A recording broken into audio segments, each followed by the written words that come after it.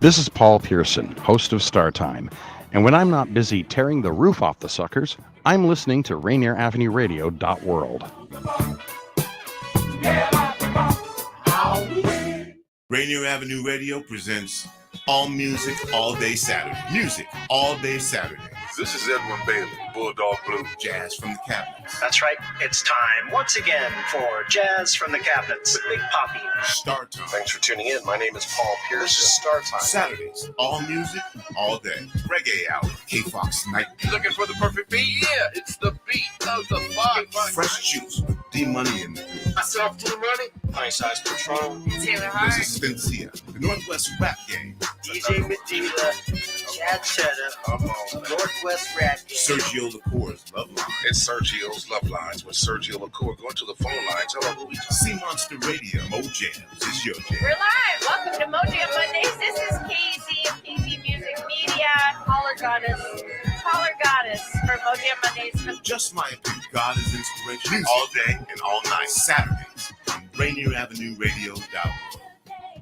What's up, everyone? It's your girl, Queen Bree, inviting you to come join me on Clean Greens Living. Broadcasted Tuesdays, 12:30 p.m. Pacific Standard Time, live right here on Rainier Avenue Radio. On Clean Greens Living, we talk farming, community, and ways to being healthy. So come join me and let's discuss ways to create a healthier you and a healthier community. Welcome to the coronavirus pandemic. I'll take coronavirus for 100. Fever, chills, shortness of breath, loss of taste or smell. What is stay at home and isolate? Correct. Coronavirus for 200. Inability to stay awake, persistent pain or pressure in chest, trouble breathing. What is seek immediate help? Correct. Coronavirus for 500. Crippling and potentially dead infectious disease eliminated the United States with vaccination. What is the polio vaccine? Correct.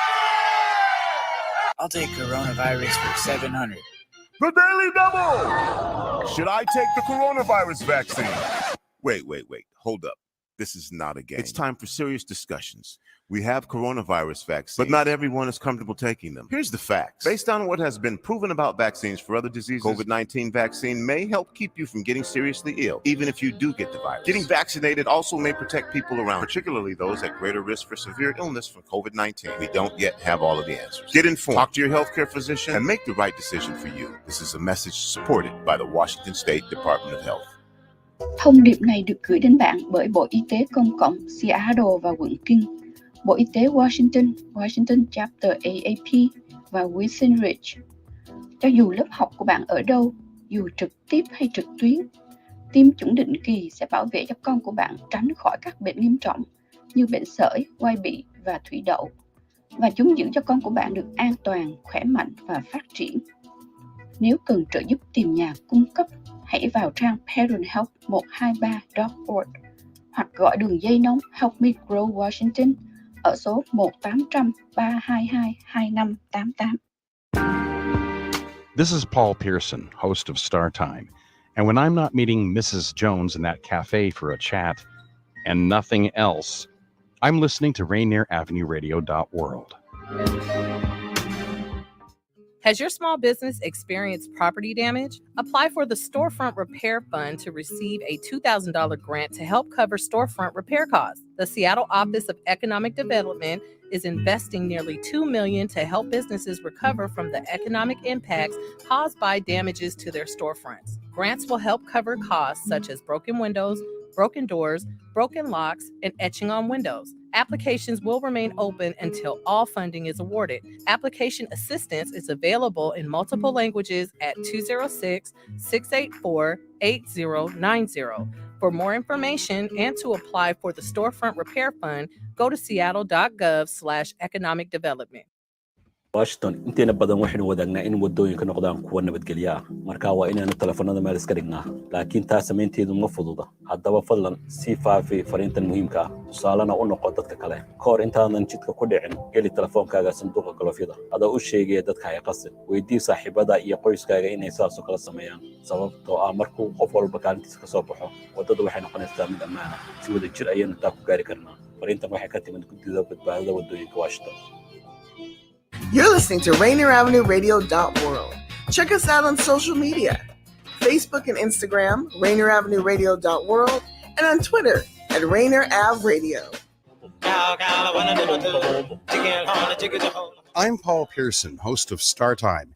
And when I'm not rehearsing my annual address to shareholders, I'm listening to RainierAvenueRadio.world. Ở Washington, hầu hết chúng ta đều đồng ý rằng con đường dẫn đến sự an toàn nhất là khi chúng ta đặt điện thoại ra khỏi tầm tay. Nhưng điều đó không dễ làm, vì vậy hãy lan truyền thông điệp và làm gương. Trước khi bạn lên đường, đặt điện thoại của bạn vào hộp đựng găng tay, gài đặt nó với không làm phiền. Yêu cầu bạn bè và gia đình của bạn cũng làm như vậy. Bởi vì khi tất cả chúng ta đều làm phần việc của mình, sẽ tạo ra con đường an toàn hơn cho tất cả mọi người. Chúng ta hãy cùng nhau đến đó. Một thông điệp từ Ủy ban An toàn Giao thông Washington. Rainier Avenue Radio. Rainier Avenue Radio. This is Big Poppy, host of Jazz from the Cabinets. Join me each week for a listening tour of the first century of jazz, an eclectic mix of Dixieland, big band, cool jazz, bebop, contemporary jazz, world jazz, all jazz in all forms. That's Jazz from the Cabinets with Big Poppy on Rainier Avenue Radio, streaming worldwide on RainierAvenueRadio.world. Turn up your radio wherever you at. We about to bring it. Street Beat with Tony B. Tony B will give you a chance to tackle local, national, and international issues that affect your community. Street Beat. Street Beat. Tony. This is Paul Pearson, host of Star Time. And when I'm not driving my sweet AMC Pacer through the car wash, I'm listening to RainierAvenueRadio.world. You missed a spot.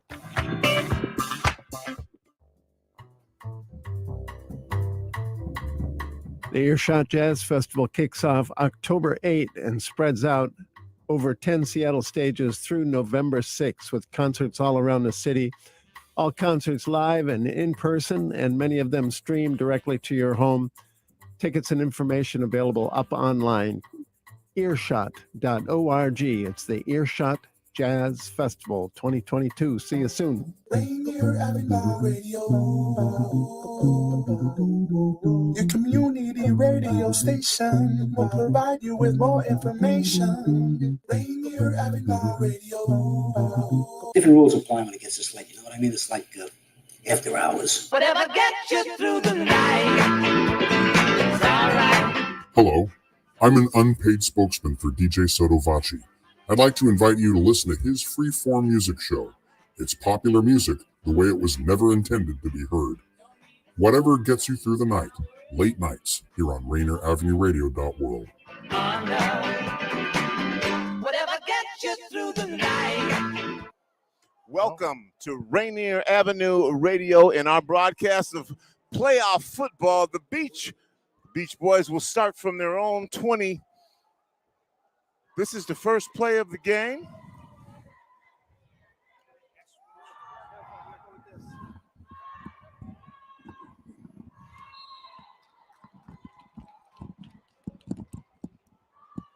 Off tackle.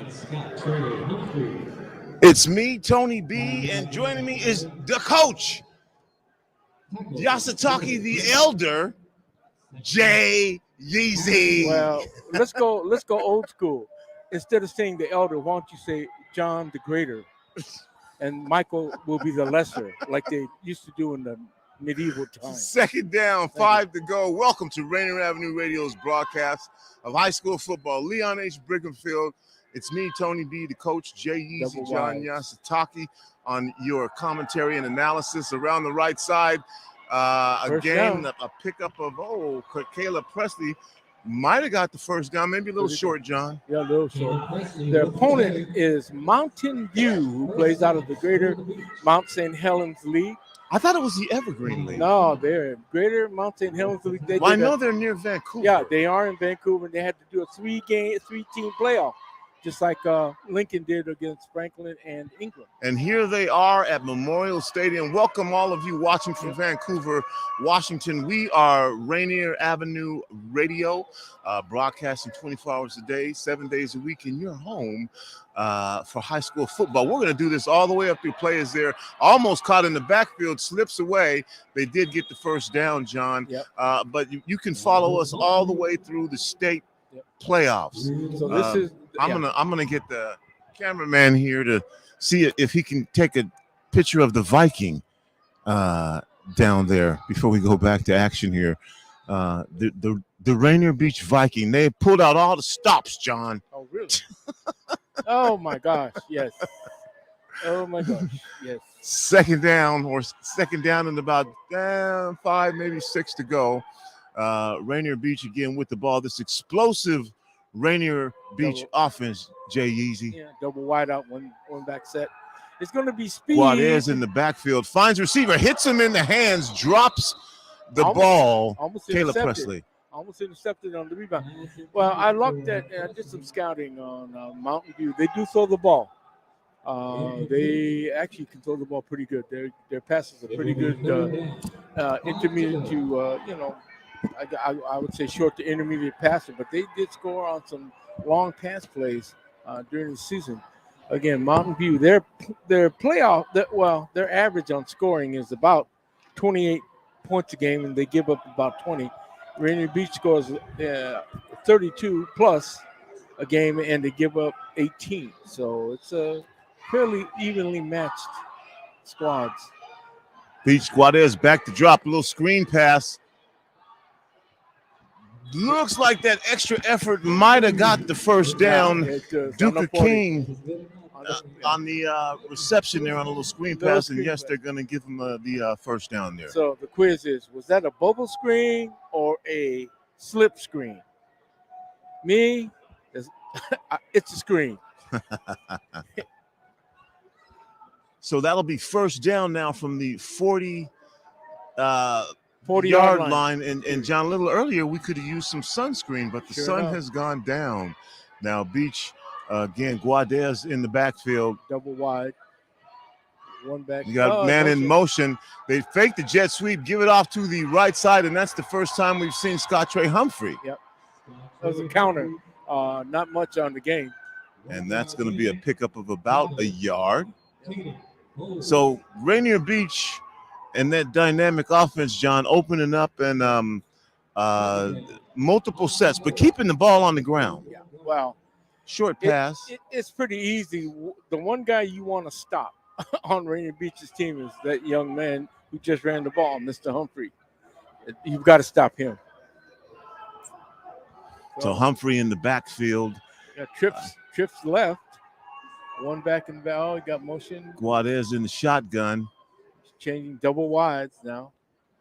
Guadez looks, again, a screen pass. That's a nice move there from Duca King. Duca King breaks free down the sideline. Duca King should have been caught in the backfield, except they did not wrap up. Duca King breaks free and explodes for about 22 yards. That'll be first down now at the 30, about the 34 of the Mountain View Thunder. Mountain View Thunder. Yep, Thunder. Well, you know, as we said all year long, wrap them up. These guys may not be big, but they move their feet, and they've got a lot of momentum. And if you don't wrap them up, you will not bring them down. What looked like a play that would have resulted in a loss, John, turns into a gain of over 20 yards for Duca King. And, you know, man, a split second, I think he'd have run everybody out on that defense. Ball is snapped. I think it's a timeout. Yeah, Rainier Beach calls Rainier Beach calls a timeout. You are listening to Rainier Avenue Radio.world. It's me, Tony B. This is Metro League. Well, we're not Metro League anymore. WIAA. We are WIAA State Championship. State Championship Playoff Tournament, ladies and gentlemen. 3A division. Coming to you from Memorial Stadium underneath the Space Needle, John, and the skyline looks beautiful tonight. Yeah, it looks great. Yeah, it is. It's beautiful. Kind of reminds me of autumn in New York. Oh, I'm sorry. We're in Seattle. Forgot about that. But now, and the sun has gone down, and I can feel the change in temperature. That when the sun went down, it changed drastically. Thank you. Right. But there is no wind. There is no rain. So it's pretty much a very, very temperate day. Typical fall day is going to be probably in the low 50s, high 40s at the most, probably. So we'll see what happens. First down from the 39-yard line of the Mountain View Thunder. This time Guadez is under the center. Scott Trey Humphrey in the backfield. Yep. Deep they give it to him off the left tackle, and Mountain View has probably seen this play a few times if they've done any research on Rainier Beach, and they're there to stuff it. Well, that's the one drawback to deep handoff. If the other team gets good penetration, it kills that. Deep handoffs are set because they want the back to be able to see where the holes. It's almost like option running for the back. He's so far back that he can look at what holes are opened up. But if that other team's defense gets penetration, it just negates that. That's going to result in a loss of 2 yards now. Make it 2nd and 12 for Beach. Guadez again back in the shotgun. Double right, motion left, motion right. Guadez rolls right this time, looks downfield, has a receiver open. The catch is made. And once again, that's Duka King. And Duka King, Jay Easy is quite an athlete. Yep. Nice route. He did a real good route. Oh, they didn't give him credit for that, so they made it. Oh, they're gonna say he was short. He was short by a yard. I thought he picked that I thought up, he John. picked it up too. But the other thing is, the disadvantage Mountain View has is that they're playing soft, which means they're going to give up yards, anywhere from short to intermediate passes. You'll see it. Look, their corners are back. They come up to about 6 to 8. You've got 3rd and 1 now, and Guadez hands the ball upside to Scott Trey Humphrey. Humphrey picks up the first down and a little bit more. That'll be a pickup of about 6, and that'll move the ball all the way down to probably the 25 of Mountain View. John. Good job. 3rd and 1. If you don't know, now you know. Scott Trey Humphrey's getting the ball. Oh, yeah, and he got hit at the line of scrimmage, but you can't do anything with him if you don't wrap him up. And he kicked through that one tackle, and he gained about 4 yards after that, yards after carry. Guadez again back in the shotgun, man in motion. This time they give it to him on the jet sweep, trying to get around the left side. Cuts through a couple defenders, still on his feet, and then swarmed over. But that'll be a pickup, John, of about 5, maybe 6. It looks like more like maybe 6, maybe 6 or 6.5. Oh, very good. 6 of one and half a dozen of another. Or that was Marcel Burns, while John does the math on that play. Well, I guess not on that play. That was just a general lesson in math, right? Right. 6 of one, 6.5. Okay. Well, so far, 2nd and about 4 yards to go now for the Rainier Beach Vikings, the Beach Boys. Double wide. State championship football. Guadez directing traffic. Guadez inside handoff to Humphrey. Humphrey shakes, bakes, runs over a couple defenders, picks up the first down, and gets the ball down to the 7-yard line. 7 or 8. No, they give them, okay. And they're going to make that back to the 9. So it'll be 1st and goal from the 9-yard line. Jay Yeezy. Yep, that was actually a very good play. Blast up the middle, simple stuff. Handoff, direct handoff, boom. Get to the line of scrimmage and freestyling from there. It looks, Jay Yeezy, like Beach is establishing the run. The run. I said there was nothing else that they will be doing running the ball. They got Hunter goes in motion. Guadez back, man coming. And Guadez almost throws an interception to number 6. Well, it's obvious. I mean, I think when you look at any scouting report, if you see Rainier Beach play, they're going to run the ball. And they're going to set up everything based on their run. That one was just a bad play. Keaton Bolds and Guadez just missed him and was pretty lucky that Bolds didn't hang on to that ball. Right. Hit him right in the numbers. That'll make it 2nd and goal from the 9 now. This time Humphrey in the backfield, at least so far. Guadez again in the shotgun. 2 receivers. Each side, left and right. Double wides. There's a snap. Humphrey with the ball, has a hole up the middle. Humphrey's all the way. Looks like he gets in the end zone, John. Are they going to give it to him? Yeah, touchdown. And we've got a touchdown for Scott Ray Humphrey and the Rainier Beach Vikings, John, right up the gut. Nothing fancy. It's either you can call it a blast, you can call it a slant, whatever, or a give. It's simple stuff, right up the middle. One back set, double wide outs, spreading the field. What are you going to do? You got to cover those wideouts, and then they gave in the middle, and Scott Ray Humphrey actually would barely touch until he got to the goal line. And at that point, he wasn't going to be stopped. No, he wasn't. He ran one guy over. 4:51, the snap, the hold is down, the kick is up, the kick is good, and with 4:51 here to go, Rainier Beach keeps the ball and takes a lot of time off the clock, John, and the lead now 7-0. So just under 5 minutes, and Mountain View is going to finally get the chance to show us what they could do on offense. Three quarters of this quarter, Mountain View is playing defense. Rainier Beach is playing offense. So they ate up most of this quarter. But again, that's what you do. When you run the ball, you control the game, you control the clock. John, I had a chance to talk to the Mountain View coaches before the game, and they want to run the ball, but they'll also pass. They feel comfortable doing both things, and when they get in a rhythm, they're going to be going up tempo. Yep. And so this beach defense, John, one thing, they may not have a lot of size, but we do know they have a lot of speed. Speed and quickness, and they react very well. Yeah. But I did watch them, Mountain View play. They will throw the ball. They will move the ball up and down the field. So what do you do, John, if you're Mountain View? Do you try and run right at this beach defense? Yep. Or do you try and go around the edges? You can't. They're too fast. They're too quick. You go right at them. Make them And there's a kick at about the 12, picked up by Mountain View and hit immediately at about the 17-yard line by Rainier Beach. So that's going to be 5 yards on that kickoff return for Mountain View, and they'll actually give him some forward progress. He who hesitates is lost, and he got at least 3 or 4 Vikings hit him. Yeah. That's one of those Friday references. I won't say what Friday reference I'm talking about, but he got hit hard. Yes, he did. Rainier Avenue Radio.world. Mountain View with the ball for the first time. Quarterback Mitch Johnson. Johnson gets the handoff. Throw to the left side. Ball pass is complete. And Mountain View with a nice pickup. And that's Akili Kamau with the reception there. And that's a pickup. And again, they said they'd go fast. And lining up quickly at the ball is Mountain View as soon as they get the stick settled. And that'll make it second and about 1.5 for Mountain View, back quickly on offense. They said they'd go up tempo.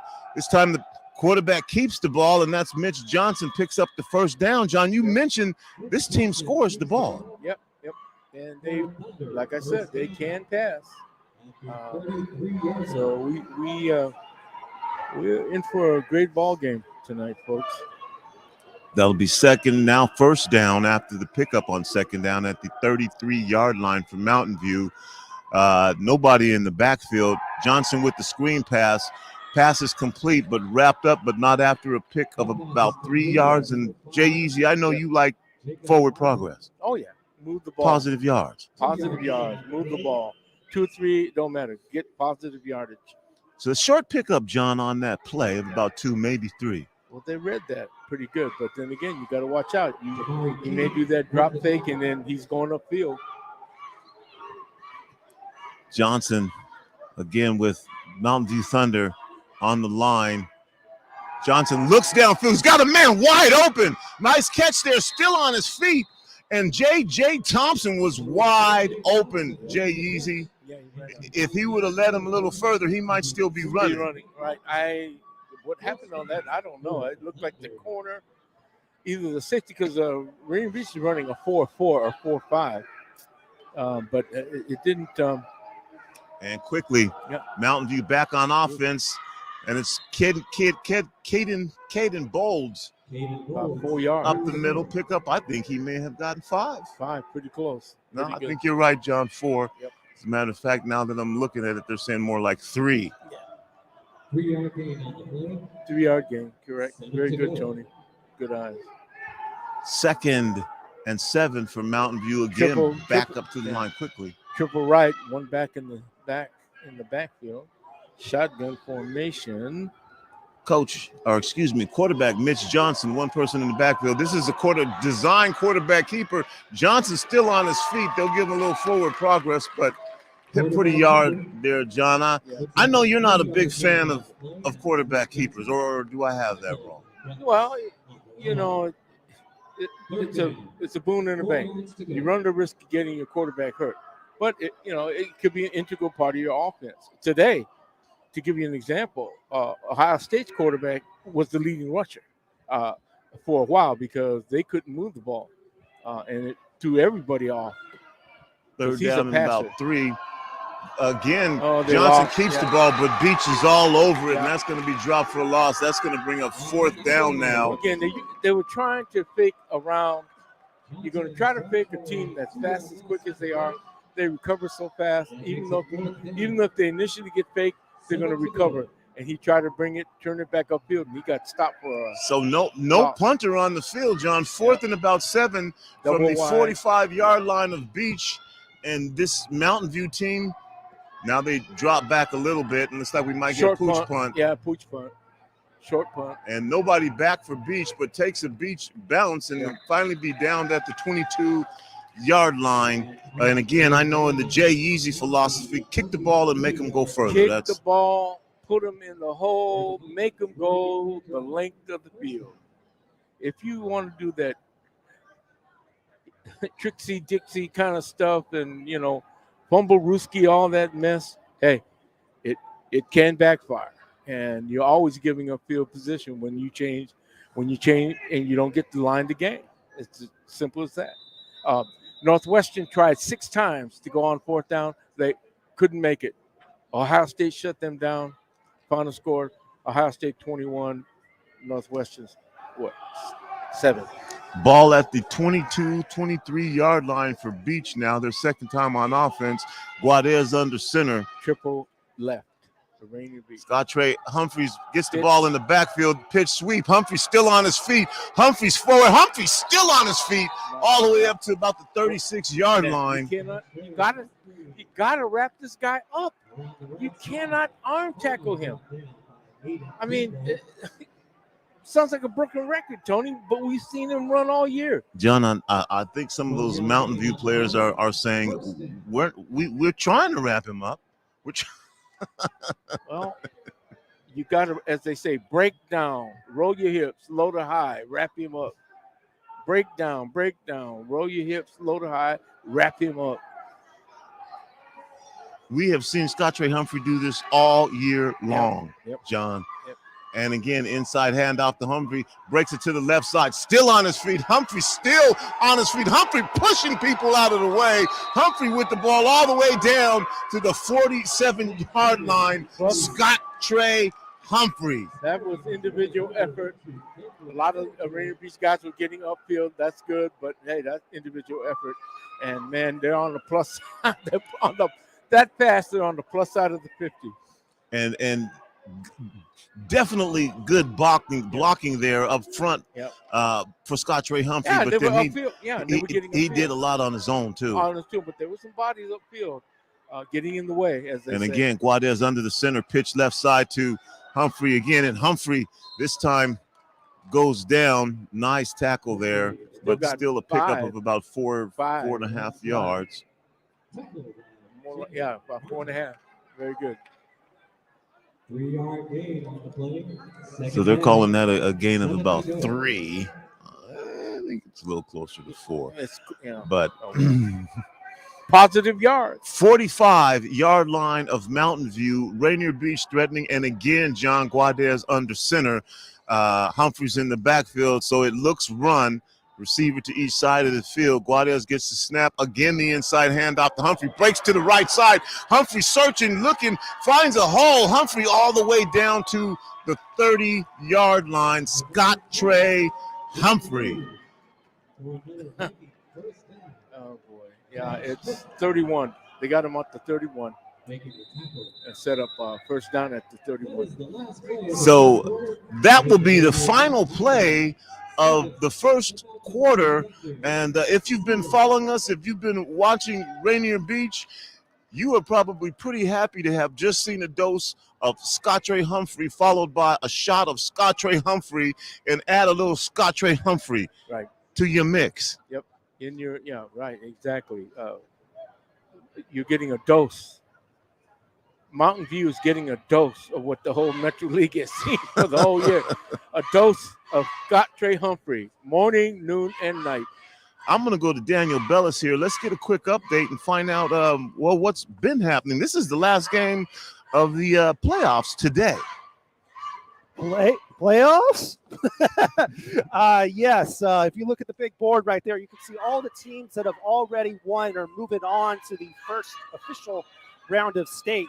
Yelm, Eastside Catholic, O'Day, Lincoln, Bellevue, Mount Spokane, Yelm, Kennewick, Kelso, Peninsula, Monroe, Meade, Stanwood, Spanaway Lake, and Southridge. Those are the 15 teams that are moving on, and the winner of this contest starting next Friday and Saturday will be the official first round of state. Man, O'Day zonked.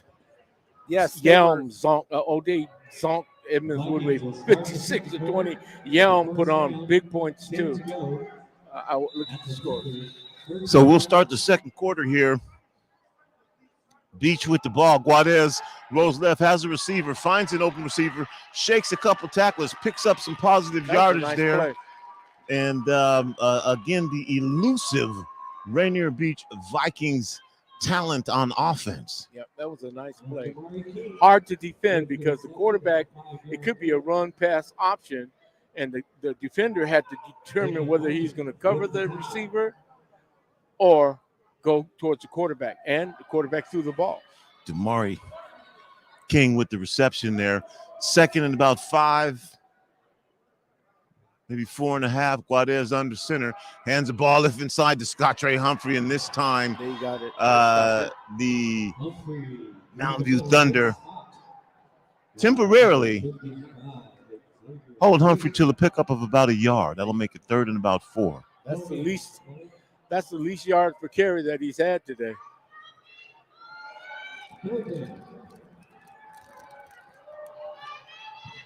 And, if you're Mountain View, you're thinking, well, we can stop the middle, but we can't give up the outside. And that's the advantage Rainier Beach has. They got so much speed and quickness on the outside. 8 seconds on the shot clock. Beach does get lined up. 4 seconds on the shot clock. 3-2. Guadez is going to get the snap. Does at 1. Looks downfield. Nobody there. Guadez keeps it. Looks like he's going to pick up the first down. Might have slid early. I think they give it to him, though. He's closer to the 20, which means it's pretty close to the first down. But, yeah, you're right. The dilemma for Mountain View is we can shut the middle down, but once they go outside of us, they have an advantage, speed and quickness. We'll see what happens. You got to take something away, though. Don't let them have that middle. And, John, they're going to give Guadez credit. Yeah, I thought so. I thought so. When he went down, it was more towards the 20 than not. And so they did give it to him. But, again, your dilemma, do you stop the middle, you pack it up, but how do you cover the outside? And Rainier Beach is really spread. They got 3 wideouts, right? 1 in the back. Humphrey up the middle. Humphrey. He's still on his feet. Humphreys, again, close to another first down. Yep, he is. He's at the 10. That's the first down. It's going to be first and goal. First and goal. First and goal at the 9. Yeah.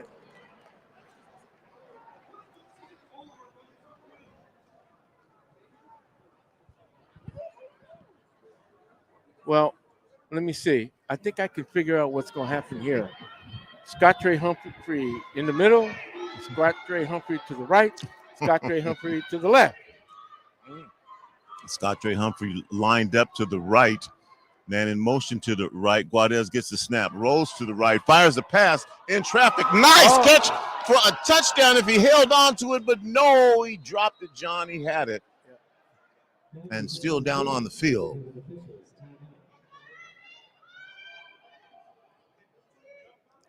Is the Beach player who got the ball in his hand, stretched out. When he hit the ground, that's when that ball came flying out of there. Well, I was wrong. I thought it would have been Scottrey Humphrey, but I think he'll be what's next on the list. Oh, Tony, I would be surprised. Tony, I'll buy you a Big Mac if they don't give the ball to Scottrey Humphrey.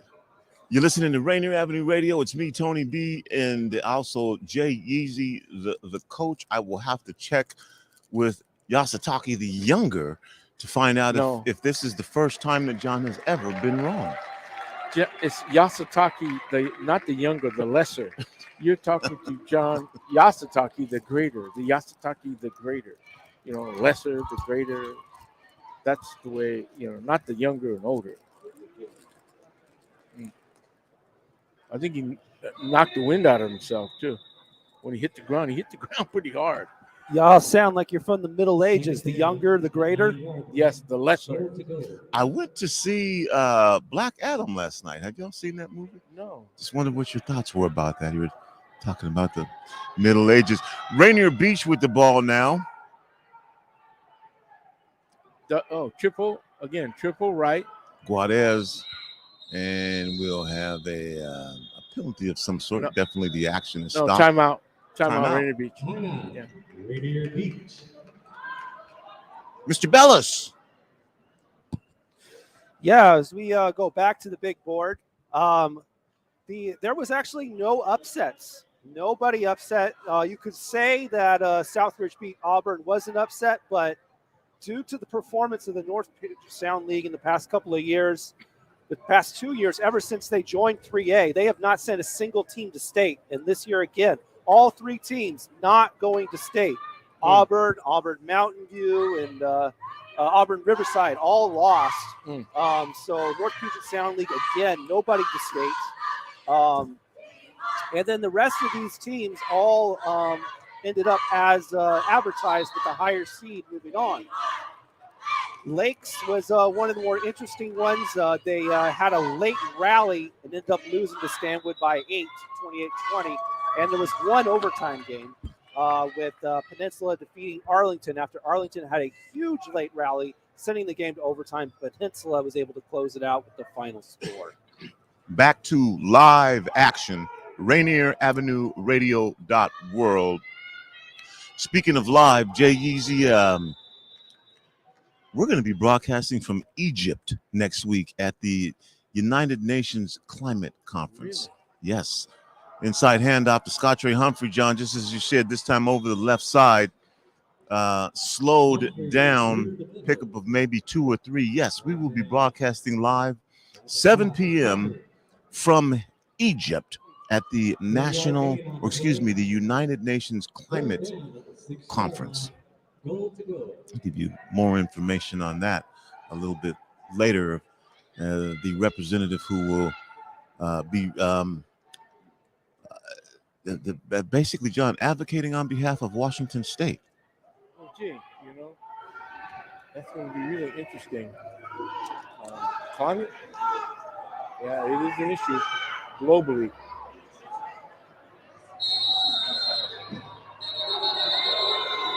And looks like time ran out. Penalty flag. Delay of game on the offense. And that'll be a delay of game, John. That should never happen this time of the year, especially in the playoff. You should have your plays. You should have your time. I mean, that's something that should never happen. Well, not never happen, but that double negative statement. But that shouldn't be happening this time of year. 3rd and 11.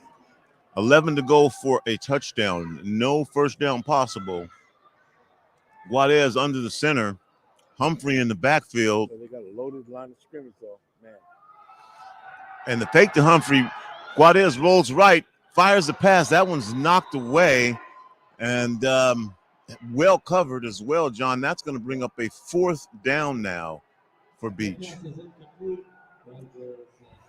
Yeah, they tried to run that. That was called they rolled him, and they're bringing the receivers across. But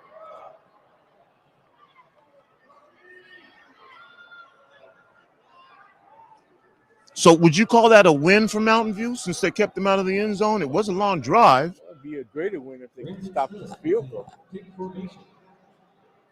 28-yard field goal. Kick is up. And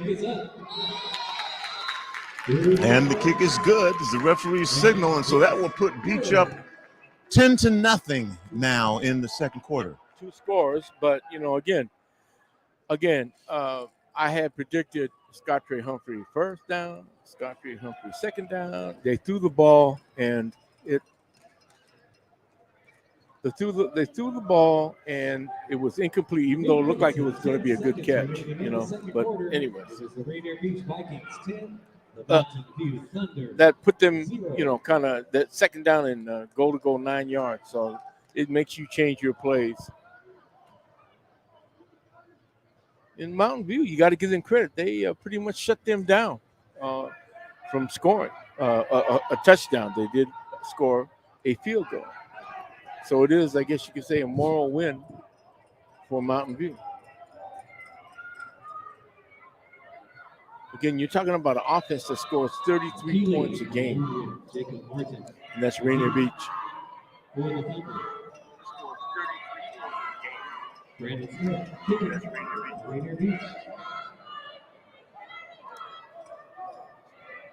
See what kind of return we get here. There's a kick. Ball goes almost dead. Finally picked up at the 8-yard line. Nowhere to go. Trap. Tries to find some running room. Johnny wanted that, was waiting for that ball to go out of bounds, but it almost died on the sideline. It's a live and ball. At that point, he had to pick it up. Yep, it's a live ball.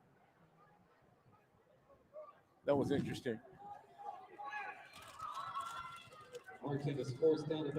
So they've got, again, they're starting on the bottom side of the 20. Will be first down for the Thunder.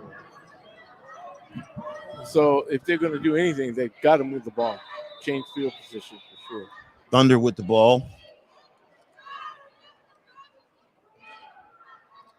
Handoff inside. Finds a little room, picks up some yardage. Nice cut. Porter Drake with the carry. 6-yard gain on the play.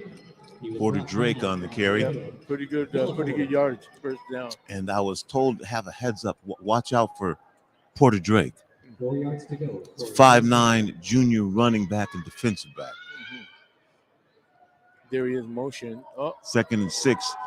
Again, the handoff inside, and once again, a first down, breaking free. But we'll give him that forward progress, John, and so that's easily going to be a first down. And trying to break free. Yep. Well, he had somebody blocking in front, but Mitch Johnson, the senior, 6'2", 190-pound quarterback. Ray Proctor with the tackle. In the shotgun, first down for Mountain View Thunder. Again, they said they wanted to run the ball, John, and they are doing just that. Yep. That was the no gain. Number 50, that's no gain. Second down. 10 together.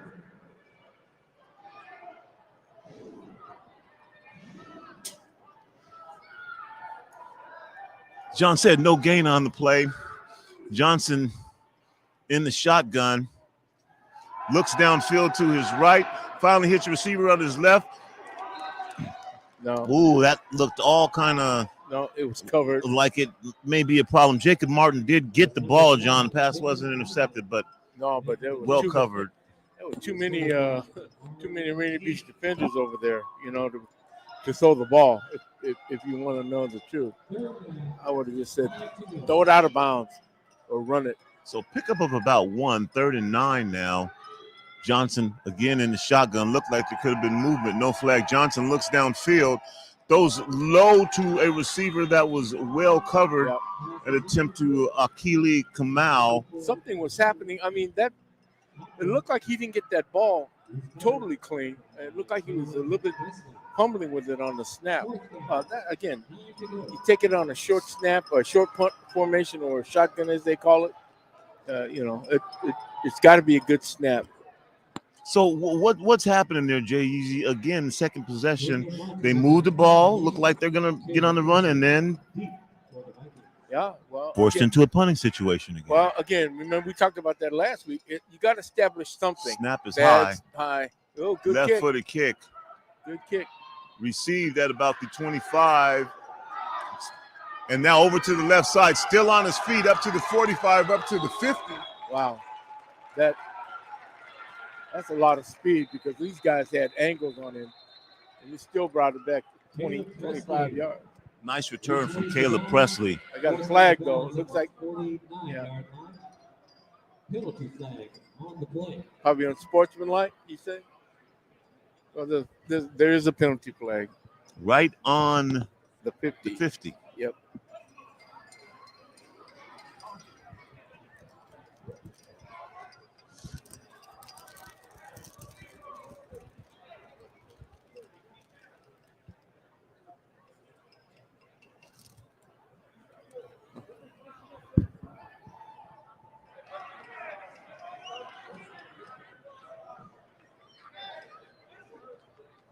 That penalty is a personal foul, illegal blindside block. And if you did not hear the PA announcer, it was called an illegal blindside block on Rainier Beach. Wow. And that's the big ticket. Yep.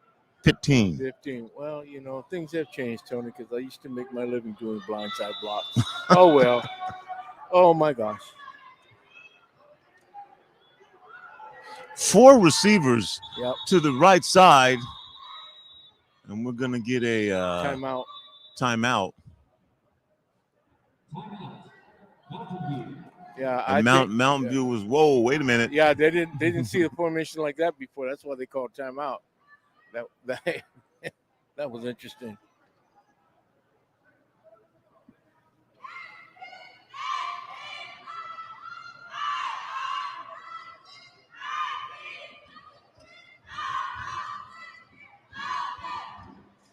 We are live from Leon H.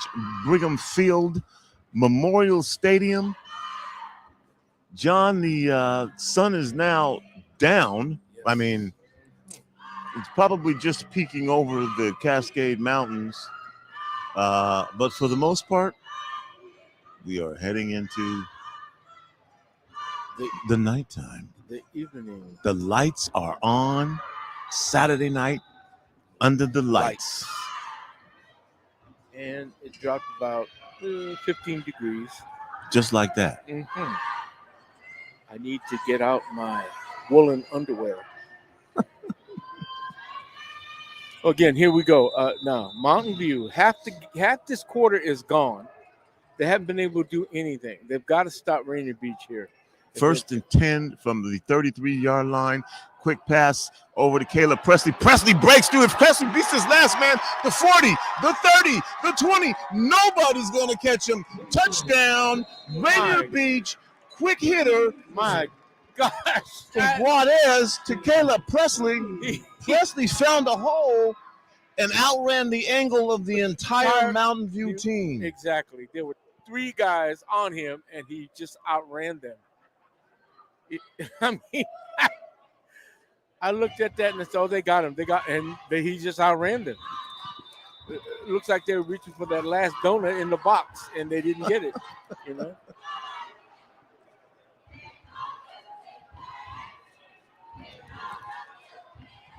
Brandon Smith. Yeah, that was amazing. That is, again, we talked about the advantage of speed and quickness Rainier Beach has. The snap, the hold is down, the kick is up, the kick is good. Now, all of a sudden, we got a three-score lead, ladies and gentlemen. 17-0 with 5:16 to go in the half. the Rainier Beach Vikings on top. And J-Easy Mountain View is going to have to do something offensively. Well, you heard me say it. I said Mountain View's got to stop them now. With half the quarter gone, well, guess what? They really have to do something now before halftime if they've got a chance at all, if they're going to get a chance at all. The Beach Boys, the Rainier Beach Vikings, ranked number 9 in the state. Yep. Jacob Martin, Keegan,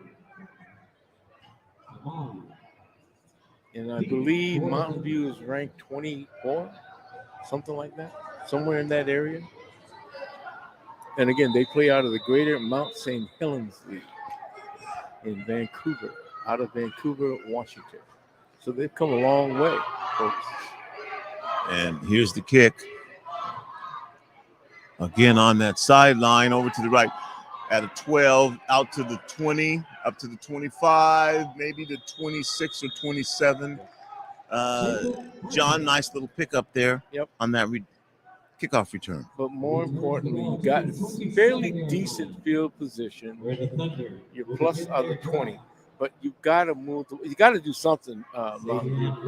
You've got to do something. You got to close this half off with something very positive.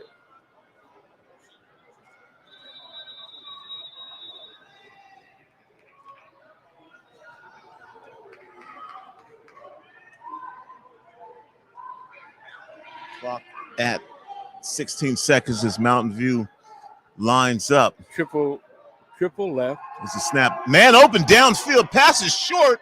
Almost caught, but Beach makes it up. And finally, number 7 comes for Rainier Beach and tips it away. Man, they put a lot of pressure on the quarterback. And I don't see who number 7 is here on the roster. Roster for Beach, but Mitch Johnson had a man, John, just didn't put enough air under the ball. Right. Well, he got pressure. Somebody was in his face. So he had to wind up and throw that ball. Like I said, they got a decent passing attack. But again, you're facing a team with I have to say, a superior speed and quickness. 2nd and 10 now from the 26-yard line, their own 26-yard line from Mountain Double View. wide. Handoff inside, a handoff trying to get the sweeper on the right side, and you're right, J-Easy, that's going to be a loss. Too much speed and quickness. You can't outrun with sweeps. You got to come right at them. Remember you asked me the question, with a team that's as fast and quick as the Rain, you got to go right at them. Because if you try to outrun, they'll run you down. That's going to make it 3rd and 12 now. So this is the last thing you want is to be in the hole by 10-plus yards in your own backyard, and you're trying to move the ball. Not a good consequence. Looks downfield, finds a receiver at the 30, up to the 35, tries to get close. No, but he's going to be short. To the first down. That is, Forced out of bounds at the 30 again, yard line. That makes it 4th down. it's going to be a pickup about 4th, and then that's going to make it about 4th and 2. That was Akili Kamu on the reception from Mitch Johnson. And John, with 4:11 to go, at least right now, it looks like they're going to go for it. Yep. They've pooch kicked before. Yep. Is this too early, John? Is this an overreaction, or should they be booting the ball downfield? I would kick it. There's a snap. They are looking for it. Pass is tipped. Pass is knocked down. And Rainier Beach is going to get another opportunity, this time from the 36-yard line of Mountain View. I rest my case, Your Honor. Look where you are. Look where you're going to start that team. They only need to pick up maybe 1 or 2 first downs, then kick a field goal if it comes down to that.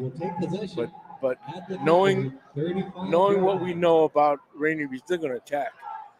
And like I said, I would be surprised if Scott Trey Humphrey didn't figure into the majority of these plays, or at least using their speed and quickness to their advantage. Coach, I gotta agree. I would have kicked that ball. Yeah.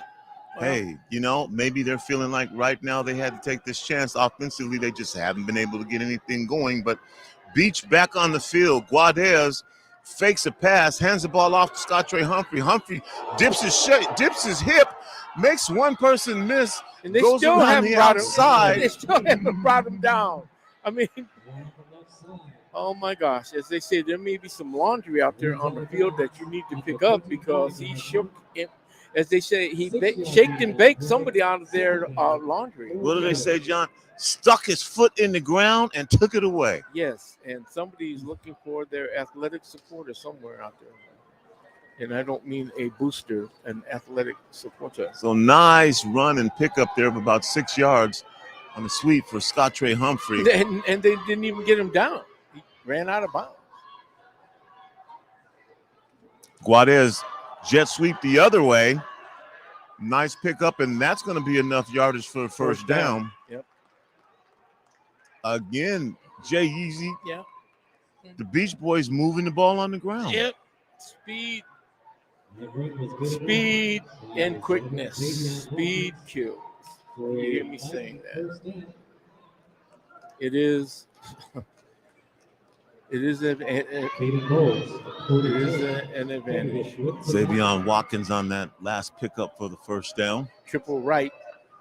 They got a this could be a pass. You got three wides. Guadez looks to the left side, goes back to the right side, and that's going to be over the head of everybody. Yeah. Good. Yeah. Second down, 10 to go. So you got 3 minutes to close out this half. They're going to, two things. You can keep the ball, burn the clock out, and score. Either a field goal or a touchdown, but you want to maintain control of the ball. Rainier Beach with a 17-0 lead. Ball on about the 20. Double wide. 4 of Mountain View. Guadez in the shotgun, looks to the left side, goes back over the middle. Got a man there, a little bit overthrown. Had Caleb Presley, but a little bit overthrown on that deep crossing route into the end zone. It is now third down, 10 to go.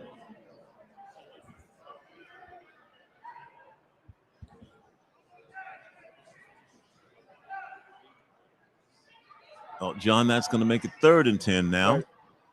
But actually, it's an advantage to Rainier Beach because you got 2 down to ostensibly get 10 yards. If this was a 3rd and goal, you got to score a touchdown and kick a field goal. But we'll see what happens. And looks like we're going to get a stoppage of play. Timeout for Rainier Beach. We're going to go back to Mr. Daniel Bellis here. Yes, sir. And as we look at the big board again, Mountain View's rival there in the Greater St. Helens League, Kelso, almost didn't win their game, actually. They trailed Gig Harbor early in that first half by at least a couple touchdowns, but a late rally and a lot of scoring ended up Kelso winning that one, 45-34. Another interesting development, both the Greater Spokane League and the Mid-Columbia Conference have sent both of their teams to state. There's been no losses in that conference. So both Meade and Mount Spokane, and then in Mid-Columbia, both of those teams, Kennewick and Southridge, both moving to state.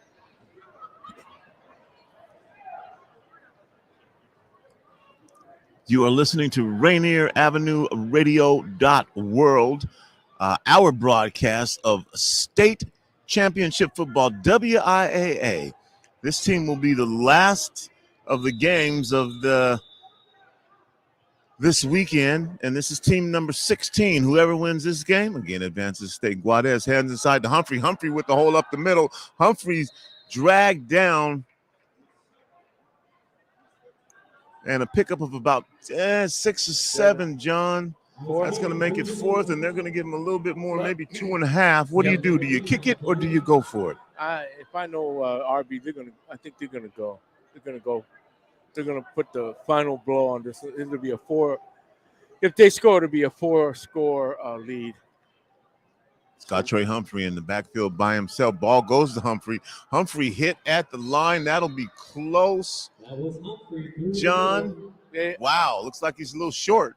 Well, I can't see where they spotted. Just short of the first down. Yep, he's short. And so, Mountain Mountain View Thunder, John, they escape after that last play where they went for it. Yep, you got to do something with this. Again, am I being redundant and repetitive? Mountain View, you got to do something with this ball. You got to move it. You got to do something. So Mountain View, 2:25 here to go in the half. With the ball. Yeah, if they don't move the ball, they're going to give the ball back to Rainier Beach. Handoff inside. That'll be a short pickup. Yep. If they don't make a first down, they give the ball back to Rainier Beach. Rainier Beach still has enough time left in the rest of this quarter to halftime to score. That's not a good scenario, folks.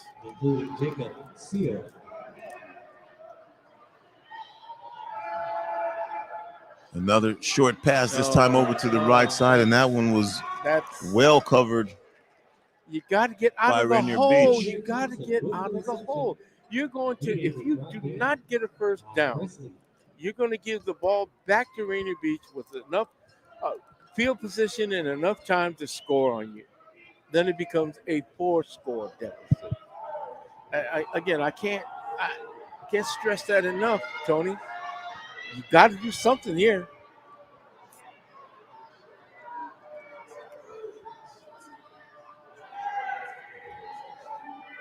Mitch Johnson letting this play clock run down. No, that's penalty flag on the play. Delay a game. Oh, illegal motion. Yeah, it was illegal motion in the back end. Ball start on the offense. So now, you see what I'm saying, Tony? That stops the clock and moves you back 5 yards. And you're deeper in the hole, and you have to get out of here. But you are going to end up, if you don't get a first down, you're going to end up giving Rainier Beach the ball. Good field position with enough time. There's 1 minute and 11 seconds left this quarter till halftime.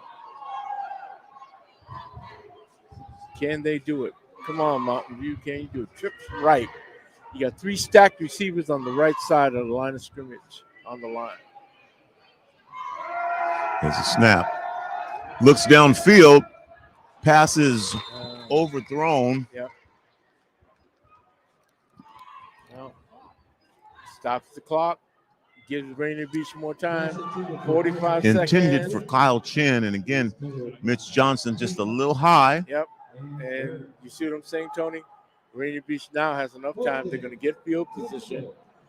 They will have enough time and field position to make a move to score. The 4th down, 2 players deep. Yep. For Beach. Snap is high over the head, goes into the end zone. And wait a minute, he made no effort to go get the ball, so there was a penalty flag, and it's offsides encroachment against Rainier Beach. So I didn't see what John, whether or not it was that encroachment that caused the high snap, but that snap was about 1.5 feet over the head with an arm outstretched of the punter. That was disaster. Caleb Presley and Taiwan Hillis are deep. There's the punt, and that punt is picked up by a Beach player, loses the ball, grabbed by a Mountain View player, John, number 3. I can see that. Kyle Chin with his hands on the ball, and so the Beach player tries to make an aggressive play. Grabbed the ball on the bounce, never really had control of it, and it popped out of there. Yep. It's a turnover. And the Mountain View player recovered. Kyle Chin, 6'1", 190-pound wide receiver and DB, so I guess he's got pretty good hands. Yep.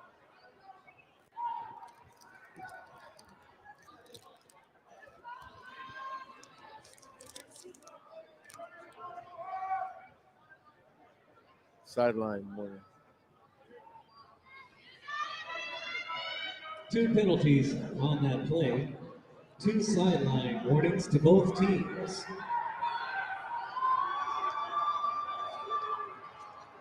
It is Mountain View's The ball ball. was recovered by Kyle Chin of Mountain View. Yep.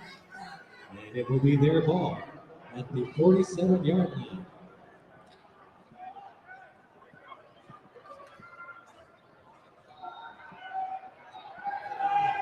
Well, we know they're going to pass, so back off, double wide, one back set. Now at the 47-yard line of Mountain View, drops back, looks downfield, rolls to the left side. Almost picked off. Yes, it is picked off, folks. Read that well. The quarterback did not see that player. That valiant effort, but hit the wrong guy. Jamil Bellaford read that perfectly. Yes, he did. Jumped in front of that and held on to it, picked it off. Well, quarterback was running, rolling out, running for his life, and he threw the ball. Unfortunately, he hit the wrong guy. And Rainier Beach kid recovered to make a good catch on the interception. So, again, 26 seconds, more than enough time to score. Guadez looks downfield, goes for it. Knocked away. Good defense there. Covered all the way.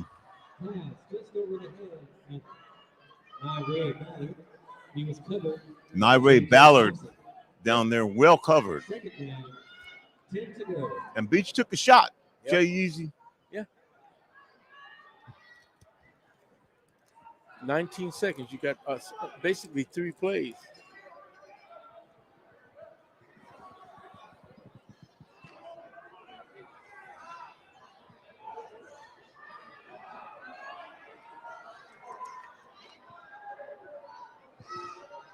Beach now 2nd and 10. Guadez in the shotgun again, looks downfield, has a receiver open underneath. Nice catch there and gets out of bounds at about the 38-yard line. 39-yard line. You got 14 seconds left. You still got time. You still got a lot of time. That was Duca King on the reception. Right now, if he could have turned upfield, it'd been a different story. Hey, ladies and gentlemen, I am going to step out, and Mike the Lesser will be Yasutaki. Mike the Lesser will be your color analyst for the second half. Beach. Double wides. Guadez looks back, looks to the left side, rolls left, finds him. Actually, dumped. I don't know. Yeah, I think he dumped that. I don't know if he even wanted to really hit Humphreys on that pass.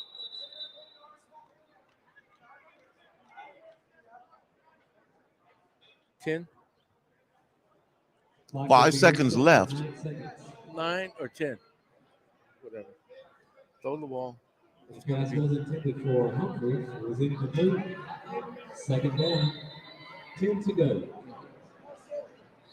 So Guadez was gesturing like, let's kick this.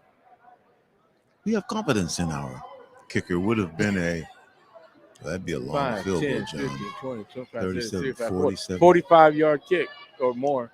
47? Yeah, something like that. Yeah. No, they're not going to kick. Throw the ball downfield. They got triple right, one split on the left. Seconds in. Little screen pass. Scottrey Humphrey with it. Left side, nobody. A couple people for him to beat. Scottrey Humphrey takes it all the way to the end zone. John, I was about to say nobody's going to catch him, but there were Mountain View players back there, but he simply outran them. Well, John, you called that. You said they're going to have a chance. Yep. And that quick strike offense did exactly that with 5 seconds left. Set up a screen to Scottrey Humphreys. Yep. Touchdown, Beach Boys.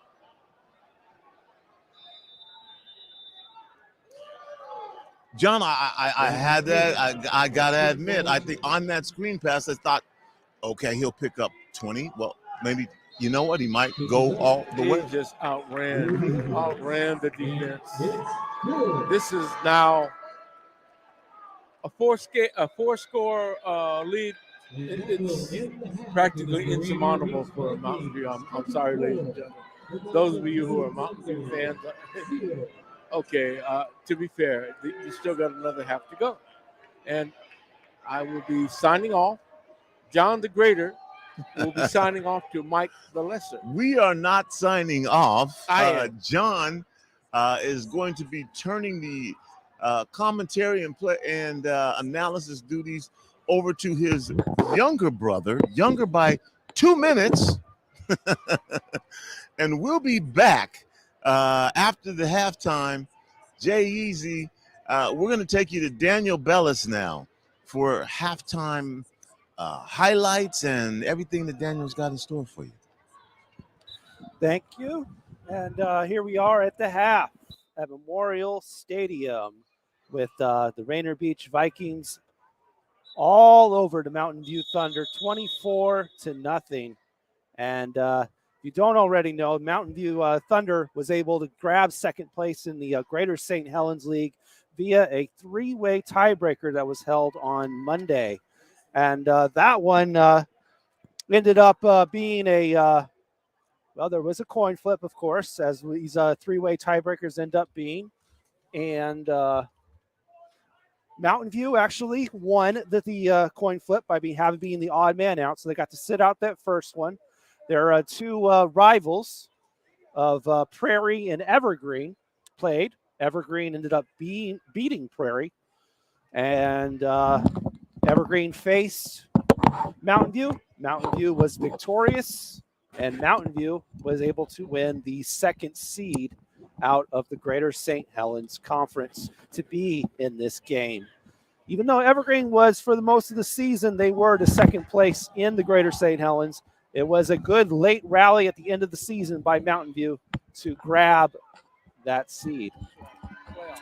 For the Rainier Beach Vikings, they ended up finishing third place in Metro this year after losing to both Eastside Catholic and O'Day, but they did beat Garfield and ended up putting them there in third place.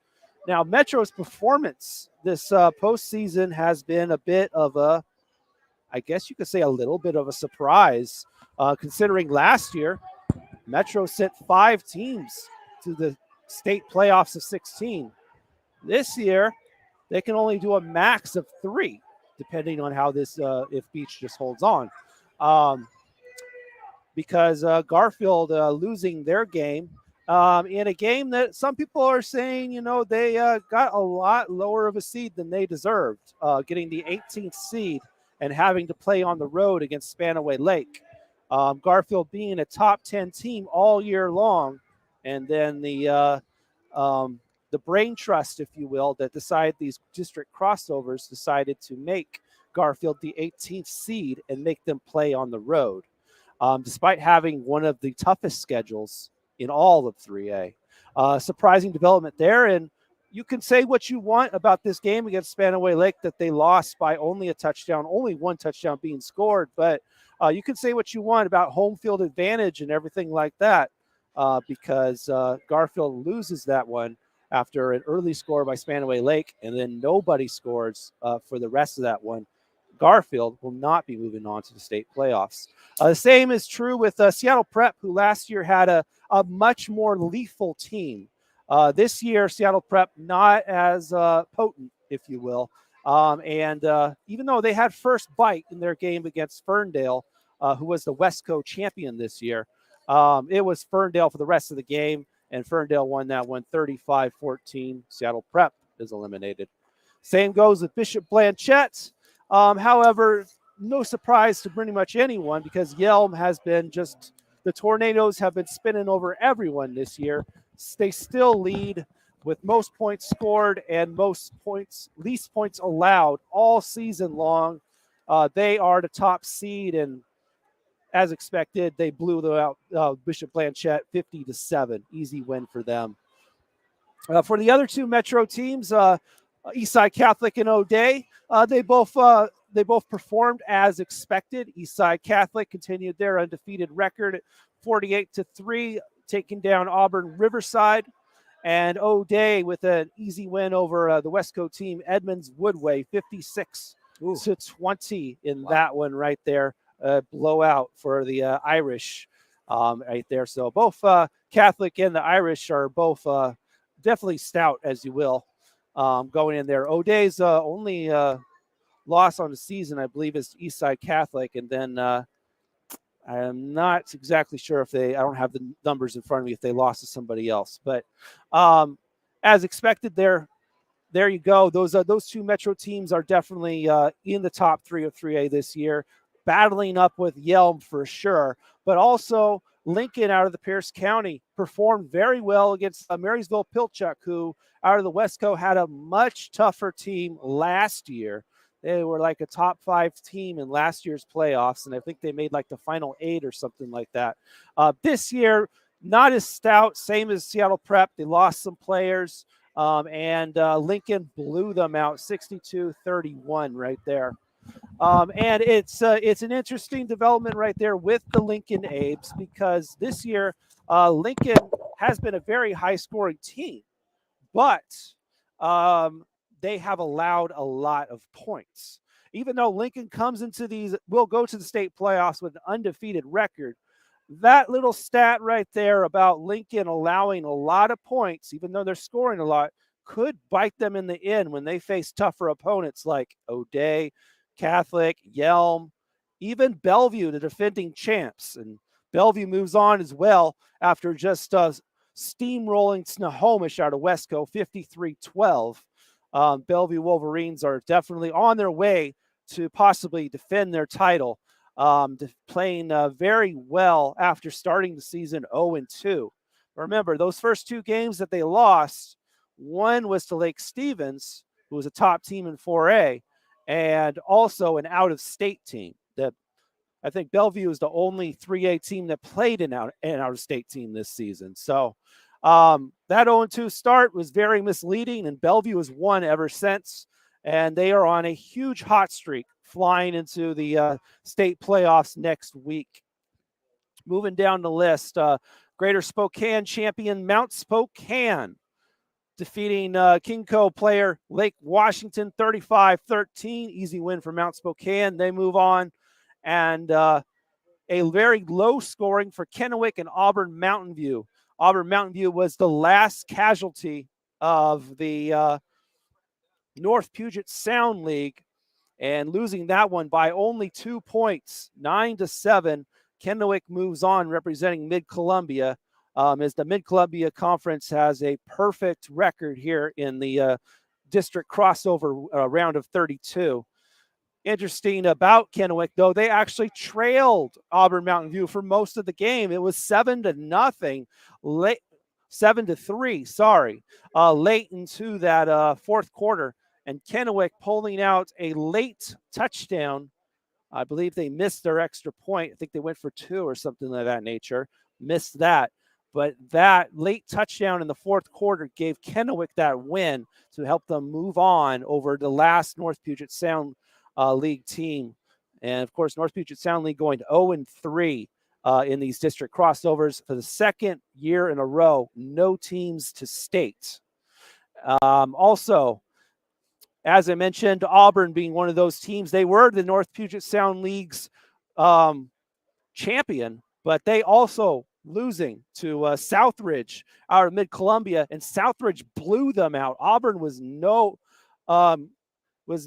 easy. Auburn was not a tough out for them, because Southridge just blew them out 41-20 there. Southridge also representing the Mid-Columbia Conference with Kennewick, and they have a perfect record. Both of their teams are going to the first round of state next week, the state playoffs on the 11th and the 12th. Also, a very close contest between Lakes and Stanwood was going on. Stanwood would take the early win out of that Westco Conference. But Lakes with a late rally, and some thought they might be able to pull it off. But in the final seconds, Lakes could not connect.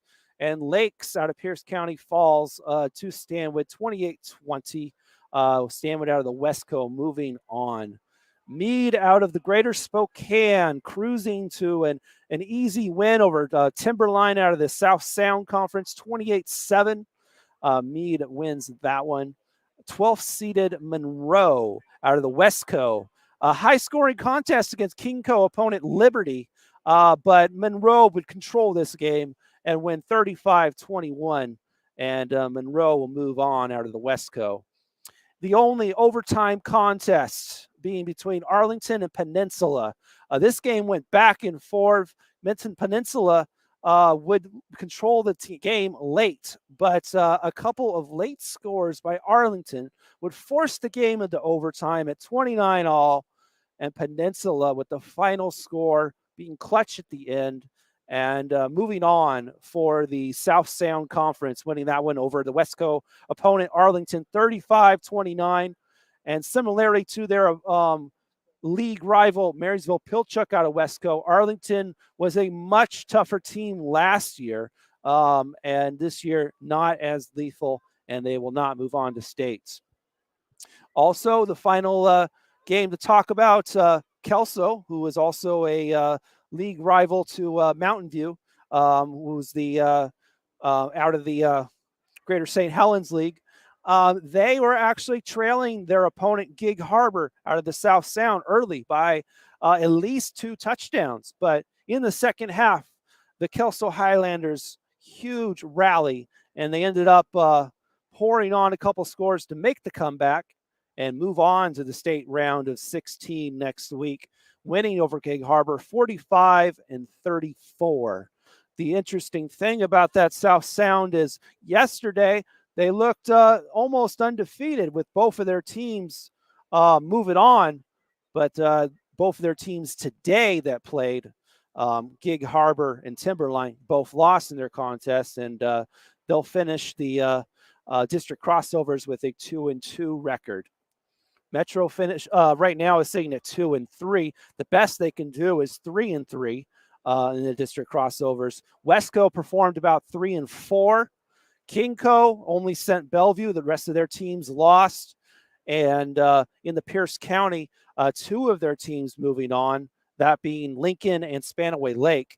And Lakes losing. And so they finished 2-1. The Greater St. Helens League so far has sent all of their teams pending this game, though, as Mountain View is sitting in the hole 24-0 here at the half. And Mid-Columbia and Greater Spokane have sent both of their teams being undefeated here in the district crossovers. Shout out to people listening in the comments. We got lots of fervor for Mountain View early on. Breezy 2K saying go Thunder. Aiden Big Hoss, let's go. Let's see here. We also had some Beach fans here. We got Butta Baby, let's go Beach. Vanessa Lee, let's go Beach Boys. Sharon Monroe, go Beach. Willie Seals shouting out his nephew. He says, Belfield's my nephew. Okay. Breezy 2K, a Thunder fan, say it's not how you start, it's how you finish. Roll Thunder. Well, Thunder definitely have a tough second half ahead of them if they want to win this game and move on to states. Anthony Elliott, go Beach Boys. Number 32, Cameron Elliott, my son. Okay, Anthony. Gary Ladd, second, let's go Beach. 1 game at a time. Mary Sampson, hashtag Beach Boys. Anthony Elliott, shout out to Rainier Avenue Radio, South End Finest. Yes, we appreciate you too, Anthony. Okay. That's a good selfie too. I like that. Susan Hall, that's so true. Let's see. Anthony Elliott as well. What's up, brother? My son, number 32, Cameron Elliott. Okay.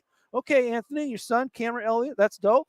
All right. Well, we are about 2 minutes away from your second half of action here at Memorial Stadium with the Rainier Beach Vikings all over Mountain View, 24-0 with less than 2 minutes before the half. We're going to pay some bills real quick, and then we'll take you to Tony B and Mike Yasutaki. Women are not an homogenous group. We face discrimination differently depending on factors such as ethnicity, age, socioeconomic status, and more. Rainier Avenue Radio is proud to amplify women's voices. They are the experts of their own lives, initiating conversations within their community about challenges they face, the solutions they're working on, and the opportunities they see. Please join us this Sunday from 2 to 5 for Women's Voices on Air. We know our challenges. We are the experts of our lives. We are master multitaskers, prioritizing our family, friends, and our faith above our own needs. Our needs and voices are too often overlooked. Please join us this Sunday from 2 to 5 p.m. for Women's Voices on Air. We tell our stories in our own way. Cutting back in real quick, we do have one more announcement for you. Tomorrow, one of our Earshot Jazz interviews on our Music and Life series is going down. We will be having an interview with Anthony Wilson. That's tomorrow at 12:30 p.m. You can get an interview with Anthony Wilson. It'll be done by our own Big Poppy, a.k.a. Kevin Callahan, who hosts Jazz from the Cabinets. That goes down tomorrow at 12:30 p.m. on one of our Music and Life series with one of the Earshot Jazz Festival artists, Anthony Wilson, tomorrow at 12:30. All right, we'll take you back to our commercial break, and when we come back to your second half, Tony B. and Mike Yasutaki. This is Rainier Avenue Radio.world.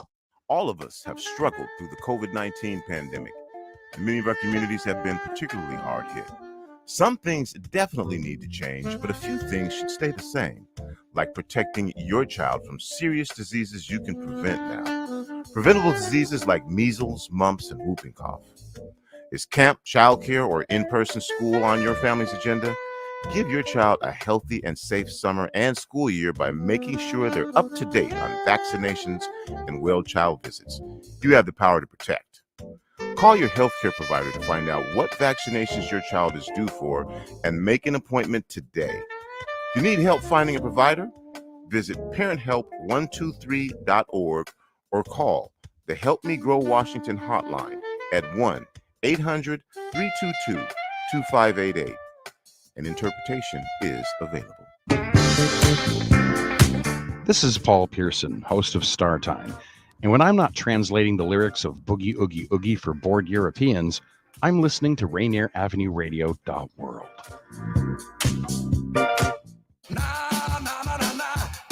This is Paul Pearson, host of Star Time. And when I'm not using my GPS to navigate the land of 1,000 dances, I'm listening to Rainier Avenue Radio.world.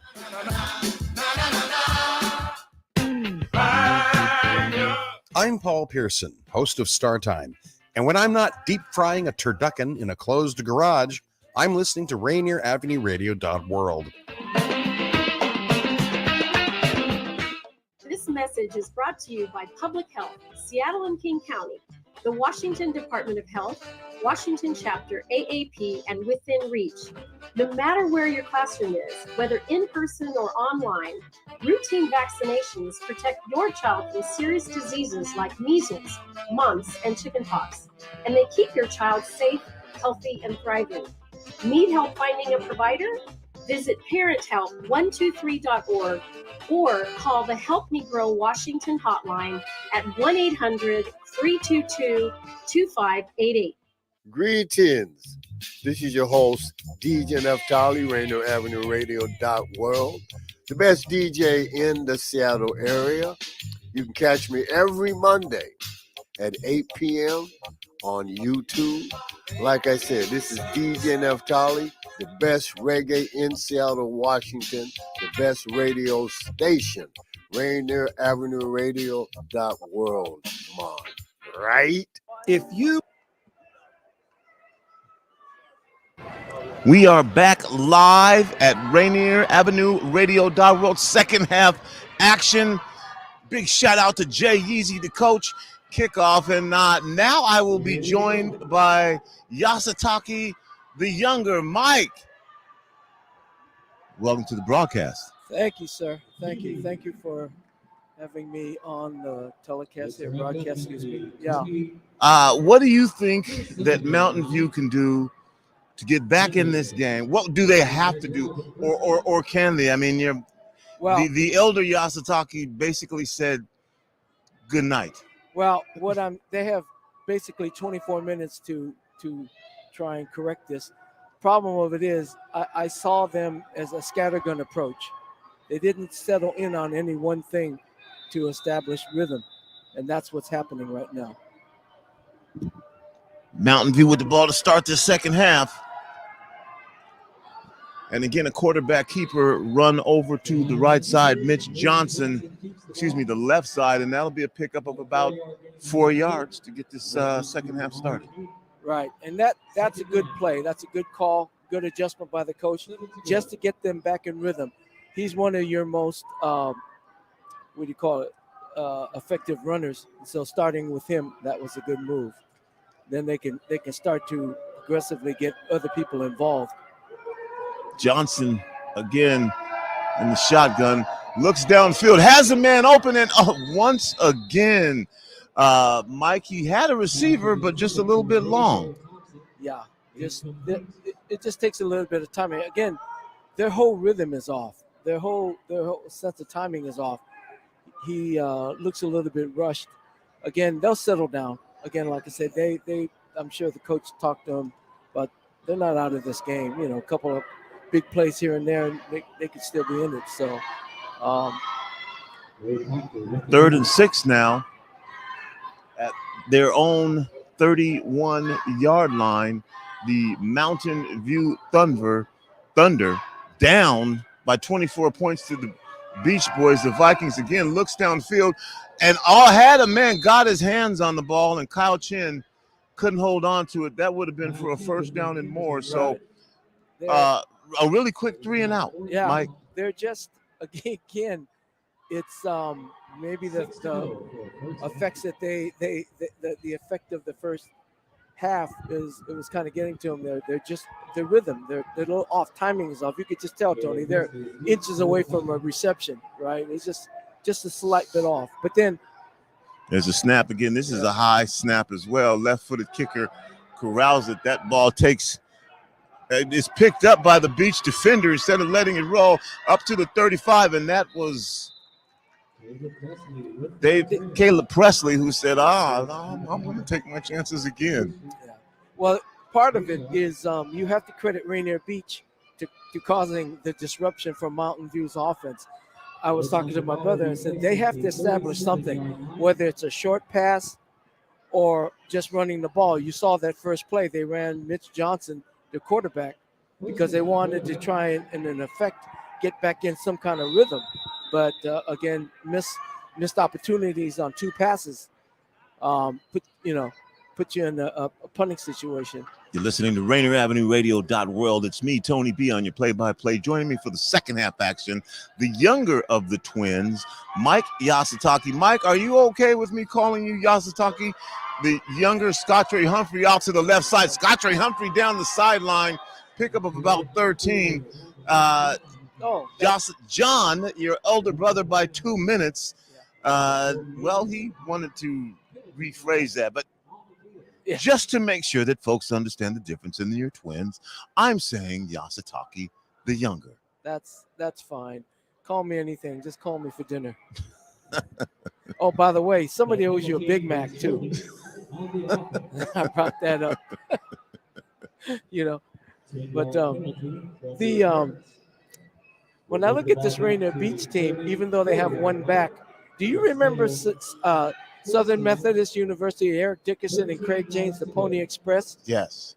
Two backs that basically almost gained the same amount of yardage and were effective. Well, this is Pony Express. The only thing is Rainier Beach has one pony, and he's a bad dude, bad young dude. Their Pony Express is one guy, and he's all of that. So Beach is going to line up now. 1st and 13. Guadez in the backfield. Shotgun. Fake the fly sweep there. Gets it to Humphrey out of the backfield, and this time they track Humphrey down for no gain. I think, and that's good to put the fly sweep in there and give them some different looks. but they're most effective by running off tackle, running off the end, because they hit it so quick. When they use those slow developing plays where they're running people laterally, it gives Mountain View an opportunity to close the gap and get penetration and make the stop.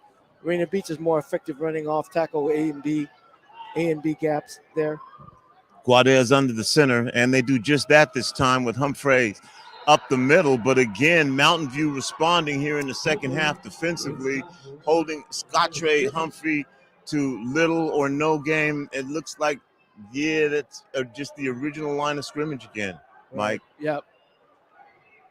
Third down now and 13 for the Rainier Beach Vikings as we start second half action here. 9:35 to go. Beach with the ball at their own 34. Motion. Now he's in the backfield. Okay. Guadez rolls to the left side, fires a shot downfield. That's going to be overthrown. Intended for the receiver out there, Deshaun Presley, but Guadez put a little too much on that. And so Rainier Beach now, 3 and out to start the second half. Will be kicking. Well, we'll see if they do, but they'll be definitely bringing the punter out.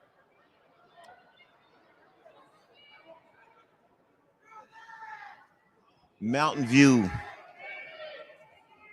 set to receive. Kyle Chin back on the 32-yard line. They should be able to get some good field position from this. Rolls Aussie to style the kick. Yeah. right side. That's going to bounce, and that's going to go out of bounds, and we'll see where they call that. And that's not bad field position there. That's going to make about a net of 20 yards after the kick. Wow, he's moving it up. It's right at the 49. Oh, they moved it up now. Yeah. Yes. Yeah. That's going to be out at about the 50. So not a lot of whatever the reason was, he rolled with that punting situation. I don't know whether that was the play. Why, Mike, would that be something that you would do in a punting situation like that? That's something that American football has adopted, Aussie style kicking, where they roll out the punter. Also gets them away from all of the garbage inside. Gives them Johnson almost bobbles the snap, gets the screen pass off. Screen is complete. Penalty flag down, and a short game there. Good reaction. Good reaction by Rainier Beach. Porter Drake with a short pickup. We've got a Beach player down. Offensive holding, looks like. And back up. Yeah. One thing I was noting if Mountain View crosses midfield in this series, it'll be only the third time they've crossed midfield from the first half. I think they only crossed midfield twice in the first half. And so we have the big ticket, 15 yards marked off. Trips right. Against Mountain View. I think that's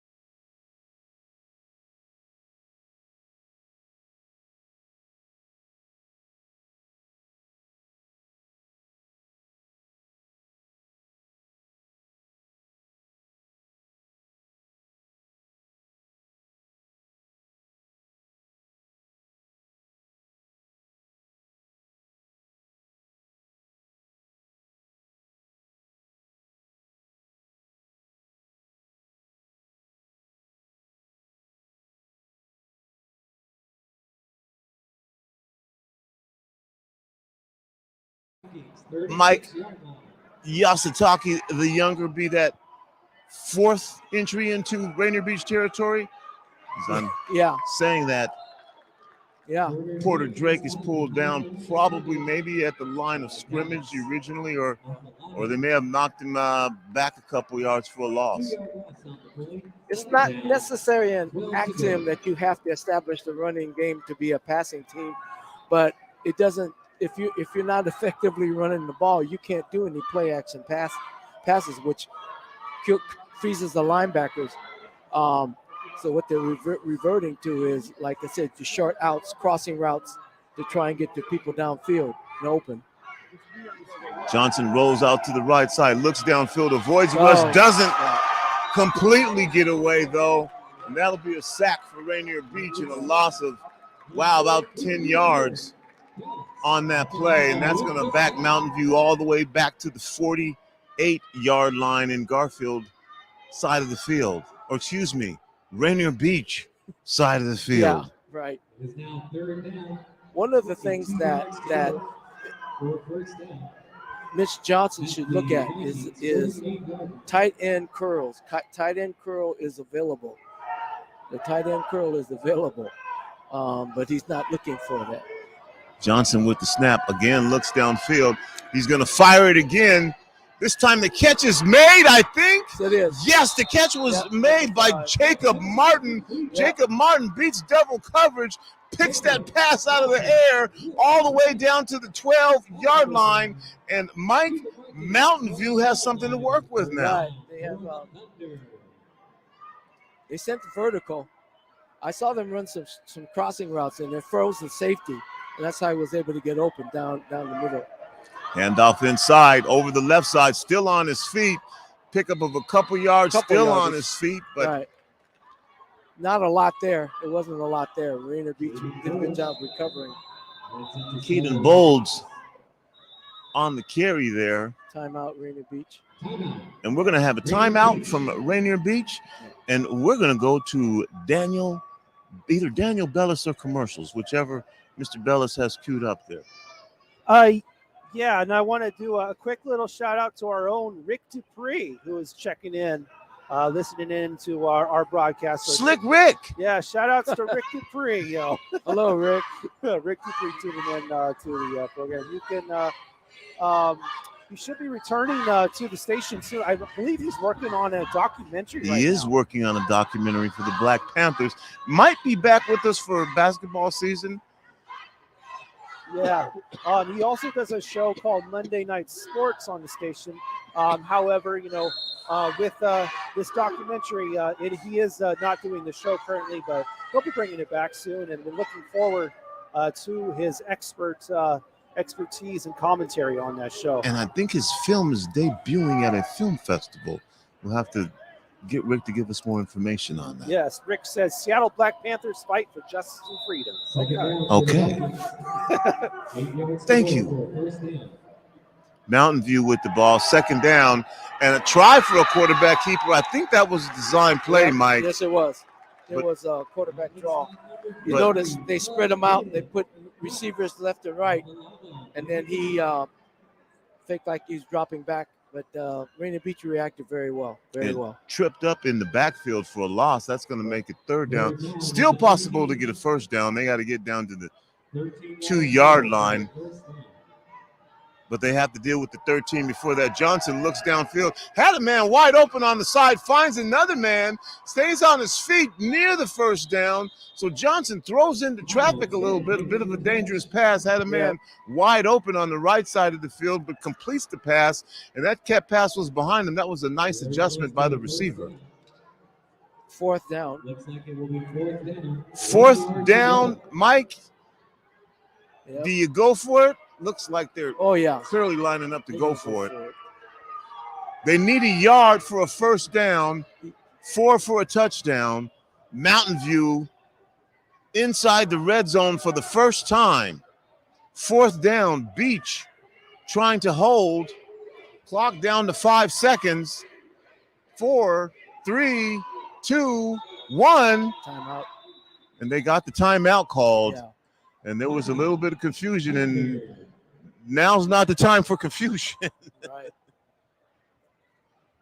You're listening to Rainier Avenue Radio.world. It's me, Tony B. This is our broadcast of high school football.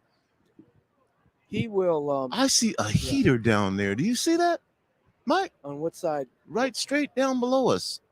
Oh, a To heater? the right, right on the front down there is a heater. Oh. Somebody brought a heater Okay. to the game. Okay. All right. We'll have to put that on our list. Oh, I see it. Yeah. of I see things. that. Yeah. Can we get to cameraman? Yeah. Can we get a shot of the heater down here? Yeah. All I see right. it now. There you go. The ball is at the 3-yard line. That is CEO Evans 1 yard to go. on your camera right there. We can look at the heat, but we don't feel it. We just get to look at it. That felt good, though, CEO Evans. You might have to put that back up on the screen again. You pretend there's heat. Mountain View, 4th down, about 1.5 yards to go for a first down. Couple of 3 yards for a first. They run the ball. I don't know if they're going to make that. Wow, it's going to depend on the spot, but looked like they were short. I thought it was going to be some kind of keeper, or if he was going to pass, he would roll out, but didn't look like he made it. Mike, Rainier Avenue Radio will be broadcasting live from Sharm el Sheikh, Egypt. Wow. The 2022 United Nations Climate Conference, 7 p.m. Thursday locally. That'll be 3 a.m. on November 11th for our worldwide audience. But on the 10th at 7, you'll hear the broadcast, and frontline communities in Washington State will have a voice at the 2022 United Nations Climate Change Conference in Sharm el Sheikh, Egypt, this month, as farm worker advocate Edgar Franks joins the delegation. And on that first play, a pickup of about 4 yards, Edgar Franks joins the delegation of U.S.-based workers and environmental justice leaders to bear witness at this annual meeting and strategize with advocates from around the globe. Franks is the policy director for Familias Unidas por la Justicia, an independent farm worker union and front and centered member organization based out of Skagit Valley with over 500 members across Washington State. Wow, that's truly amazing. Yeah. Rainier Avenue Radio, once again, doing it big. You dig? Handoff into Scottrey Humphrey over the left side. Humphrey on a little crisscross motion there in the backfield will pick up a short gain. They'll give him 2, maybe 3. More like 2. Yeah. And it'll be 3rd and about 6. Yeah, Mountain View's got to bold their necks and hold them here, force them to punt and get the ball hopefully in good field position. Oh, just want to mention, tonight when you go to bed, set your clocks back. It's fall back. Spring forward, fall back. Daylight saving time is over. Beach dangerous from anywhere on the field. Guadez doesn't like something, and he's going to call a timeout. So, again, the United Nations Climate Conference in Egypt, Rainier Avenue Radio broadcasting live. This is pretty big news. And 7 o'clock, climate change. Mike? That's amazing. Yeah. Your thoughts? My thought is solar energy, electric vehicles. If we're able to convert, maybe we can still save our planet, right? So you are definitely in the camp of reduce our carbon footprint. Definitely. Well, we see what the effects of it is or are. But I say when we are ranked number 1 in the world with polluted air because of the fires we had, forest fires, that to me was a wake-up call. I said, are you kidding? We had the worst air in the world on one day. Yes. That was unbelievable. In the world. Yes. It was ranked number 1 at that time. So again, 7 p.m. Thursday, October 10th locally, which is 3 a.m. November 11th for our worldwide audience, broadcasting live from United Nations Climate Change Conference, Edgar Franks. And there's a run up the center. That's going to be enough for a first down. That was a changeup. Yeah, that was. Guadiz Yeah, picks up the first down on a quarterback keeper. yeah, that opened up for him. He looked to his left and didn't see it was available, so he did the right thing, took it up and ran. So Chance did a good job there. Yeah, you were mentioning that November 11th event. I just also want to give a shout out to all our veterans, the 11th of November, Veterans Day. Thank you very much for your service. Beach with the ball. Guadez handoff over the left side again. Scottrey Humphrey. Scottrey Humphrey breaking through tacklers and picks up 11, maybe 12 over the left side. Yeah. And again, the Vikings will move the chains. Yeah. Out now to about the 27-yard line. Nothing fancy. It's just going to give the ball to number one. Maybe mix up a little bit with run pass option look. I don't think they've connected on any passes yet. Have they? I can't remember. Well, they had a short pass that went for 70-plus yards. Oh yeah, that's right. Right. As Caleb Presley outran everybody again, up the middle. And that's probably going to be stopped for a loss or no gain at best. Looks like no gain. Yeah, that's right. But as far as getting balls down the field, I don't recall them making any connections there. An intermediate route. I know they were trying to run deep, vertical routes, but they weren't able to connect on those. But if you don't need to, don't. And just, running the clock, though, Mike, with a minute left here in the third quarter, up 24-0. No points in this quarter, but the clock ticks. Guadez in the backfield by himself now, looking downfield, takes a shot, man open, passes received and out of bounds after the reception, and that's Duca King again on the reception. That's the longest completion they've had tonight, I believe, other than that short pass and run. But, it's kind of Mountain View gets the ball and they drive it all the way down the field and they come up with no points. It's kind of disheartening. And now Rainier Beach has been moving the ball, so it's putting a lot of pressure on that defense. Guadez again in the shotgun. Looks downfield, still looking over the center, finally rolls to his left. A lot of green in front of him. Guadez at the 40 to 45 and runs out of bounds. Maybe they'll give him the 48. And they are going to give him the 48. It'll be short of the first down, but Guadez again saving himself instead of taking that extra contact by going out of bounds. Yeah, Chance did a good job. He was reading coverage. Why take a chance? You're ahead 24-0. Don't give the other team any momentum or anything to build on. Just play your game. So that's going to be a pickup of about 7. That'll make it 2nd and 3 now for Guadez. Got out of bounds. 35 seconds left here in the third quarter. Rainier Beach Vikings up 24-0. Double wides. Inside handoff. Close. Not that's quite. going to be short of the first down, but the flag is thrown. Yeah. A penalty flag on the play. Marcel Burns with the carry. Holding. Offense. That penalty is holding on the offense. So that run by Marcel Burns, even though it was only a couple of yards, they'll probably take the penalty and back them up 10. To the 37-yard line of the Vikings. So 2nd and 14. Mountain View has held Rainier Beach scoreless so far in this third quarter, but those 24 points in the first half loom large. The scary thing is they could bust open at any time. That's the thing. As explosive as Rainier Beach is with the weapons that they have, so they got trips left. Ball on the 37-yard line, second down, about 14 to go for a first for Beach.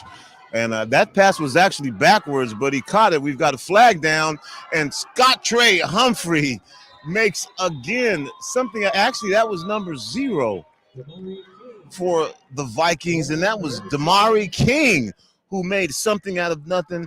And that is a 5'10", 160-pound freshman, Right. Mike. That's great. Yeah. Bringing it back, though. The legal motion. Yeah. 2 men were moving. Yeah. They weren't set. Have to be set a count. Well, it looks like that is going to be the end of the quarter. Right.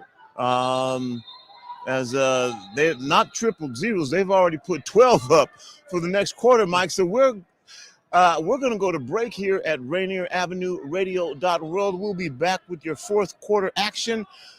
In case you missed anything, Mr. Bellis, can we go back and give people an update about what we're looking here for the Sweet 16, what that looks like? I would love to. As you can see there on your screen, those are the other 15 teams that are moving on to the Sweet 16, if you will, the official first round of the state playoffs. Yelm, Eastside Catholic, O'Dea, Lincoln, Bellevue, Spokane, Yelm, Kennewick, Kelso, Peninsula, Monroe, Meade, Stanwood, Spanaway Lake, Southridge. There was a penalty on that last play of the quarter. Was that yeah, it was a completion. Here to start the second half, completion to, again, Duca King, who must have about 6 or 7 completions now. We've been mentioning his name quite a bit. Mike, you were talking about that intermediate passing game. Duca King with a few receptions, but again, Beach mainly keeping the ball on the ground. Right. So was that they didn't start the clock?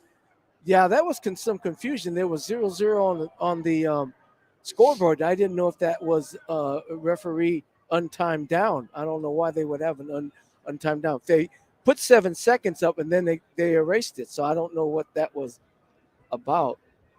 And the penalty was already accepted, the motion, unless I didn't see them Mountain View, disregard it. Okay, well, I don't know. Looks confusing. Like perhaps they were finishing up the final quarter. Yeah. Then the clock started just now. The clock just started. It was 11:59 and they stopped it. So I don't know what's going on. We with the clock. definitely had a break in action. Yeah. But either way, yeah, they will now change sides. And I believe this will officially be the start of the fourth quarter.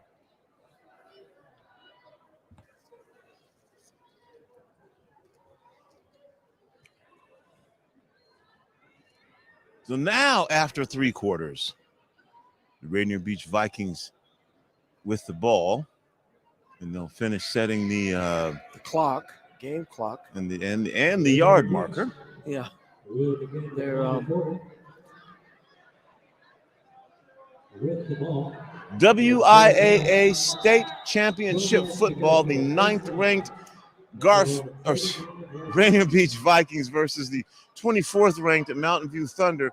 Juarez drops back, looks deep, can't find anybody, rolls to the left, keeps the ball, cuts back inside, grabbed, and he'll be down at about the 45, 46 yard line. That's positive yardage.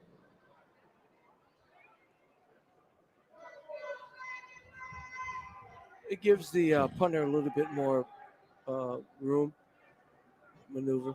And so, yes, we're actually in the fourth quarter now as the clock continues to run.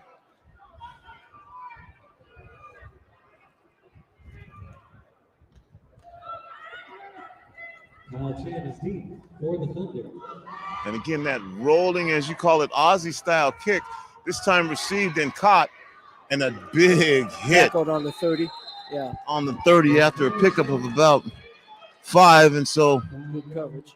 Kyle Chin again on the return for the Thunder. Yeah.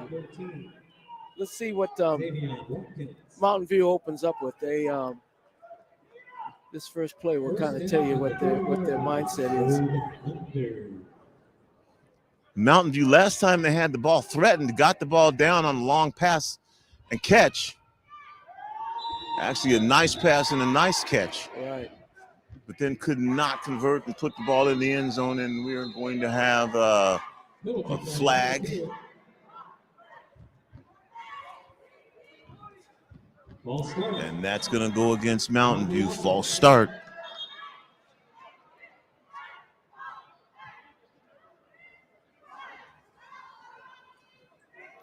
Well, there's a conference.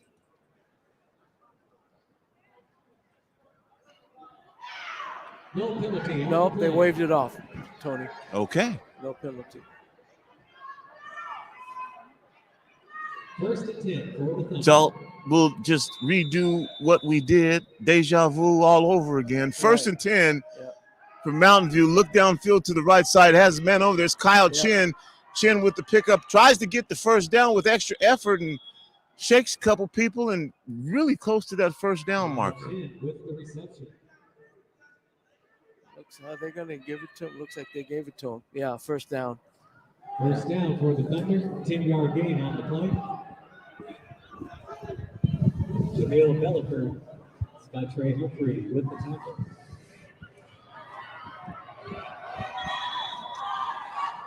Jacob Martin with the reception. Jacob Martin with the reception on the left side. And again, Mountain View showing that they can move the ball. That'll be a nice pickup on first down, second down, and 2 yards to go. Yep. Short passes out to the sideline, flat. Rainier Beach hasn't adjusted to that yet.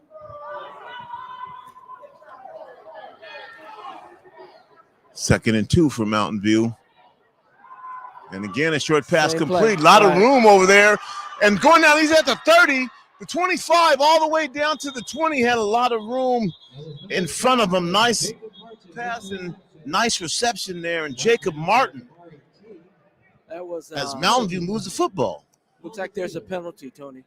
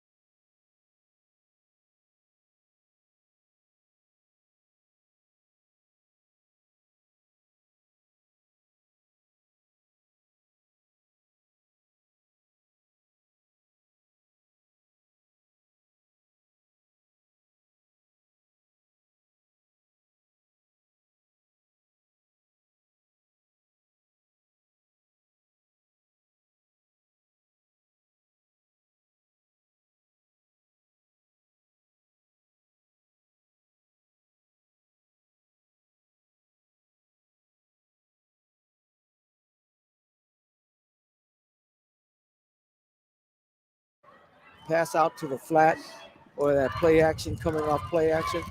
Some giving them opportunity to move the ball with some consistency. First down at the 45-yard line in Rainier Beach territory again. There it is. And there's again that short pass.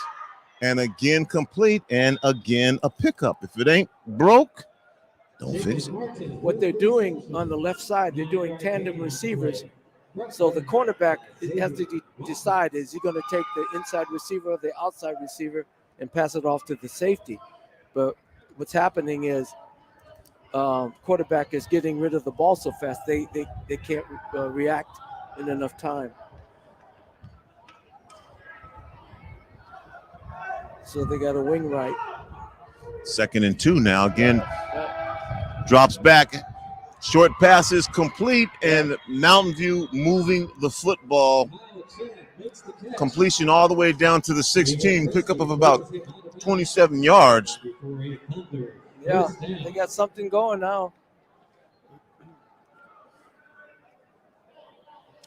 That pass complete to J.J. Thompson. Mountain View quickly back up to the line. This time the ball is handed off to the right side. Still on his feet all the way down to about the 5-yard line. Nice run. Nice cut. Nice cut. And that's going to be 1st and goal now for Mountain View. That's going to be a first down for the Thunder. We have an officials timeout. Rainier Beach players down.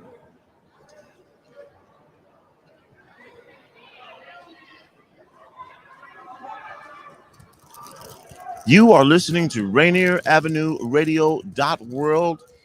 Our coverage of high school state championship football, the WIAA state championships. 3A will be at Spark Stadium this year in Puyallup. We're going to follow this thing all the way through the state championships. O'Day won with a huge victory. Eastside Catholic won. Rainier Beach looks like, at least right now, they're going to advance. So 3 Metro teams in the Sweet 16. Seattle Prep, Garfield, and Blanchette all fell yesterday. And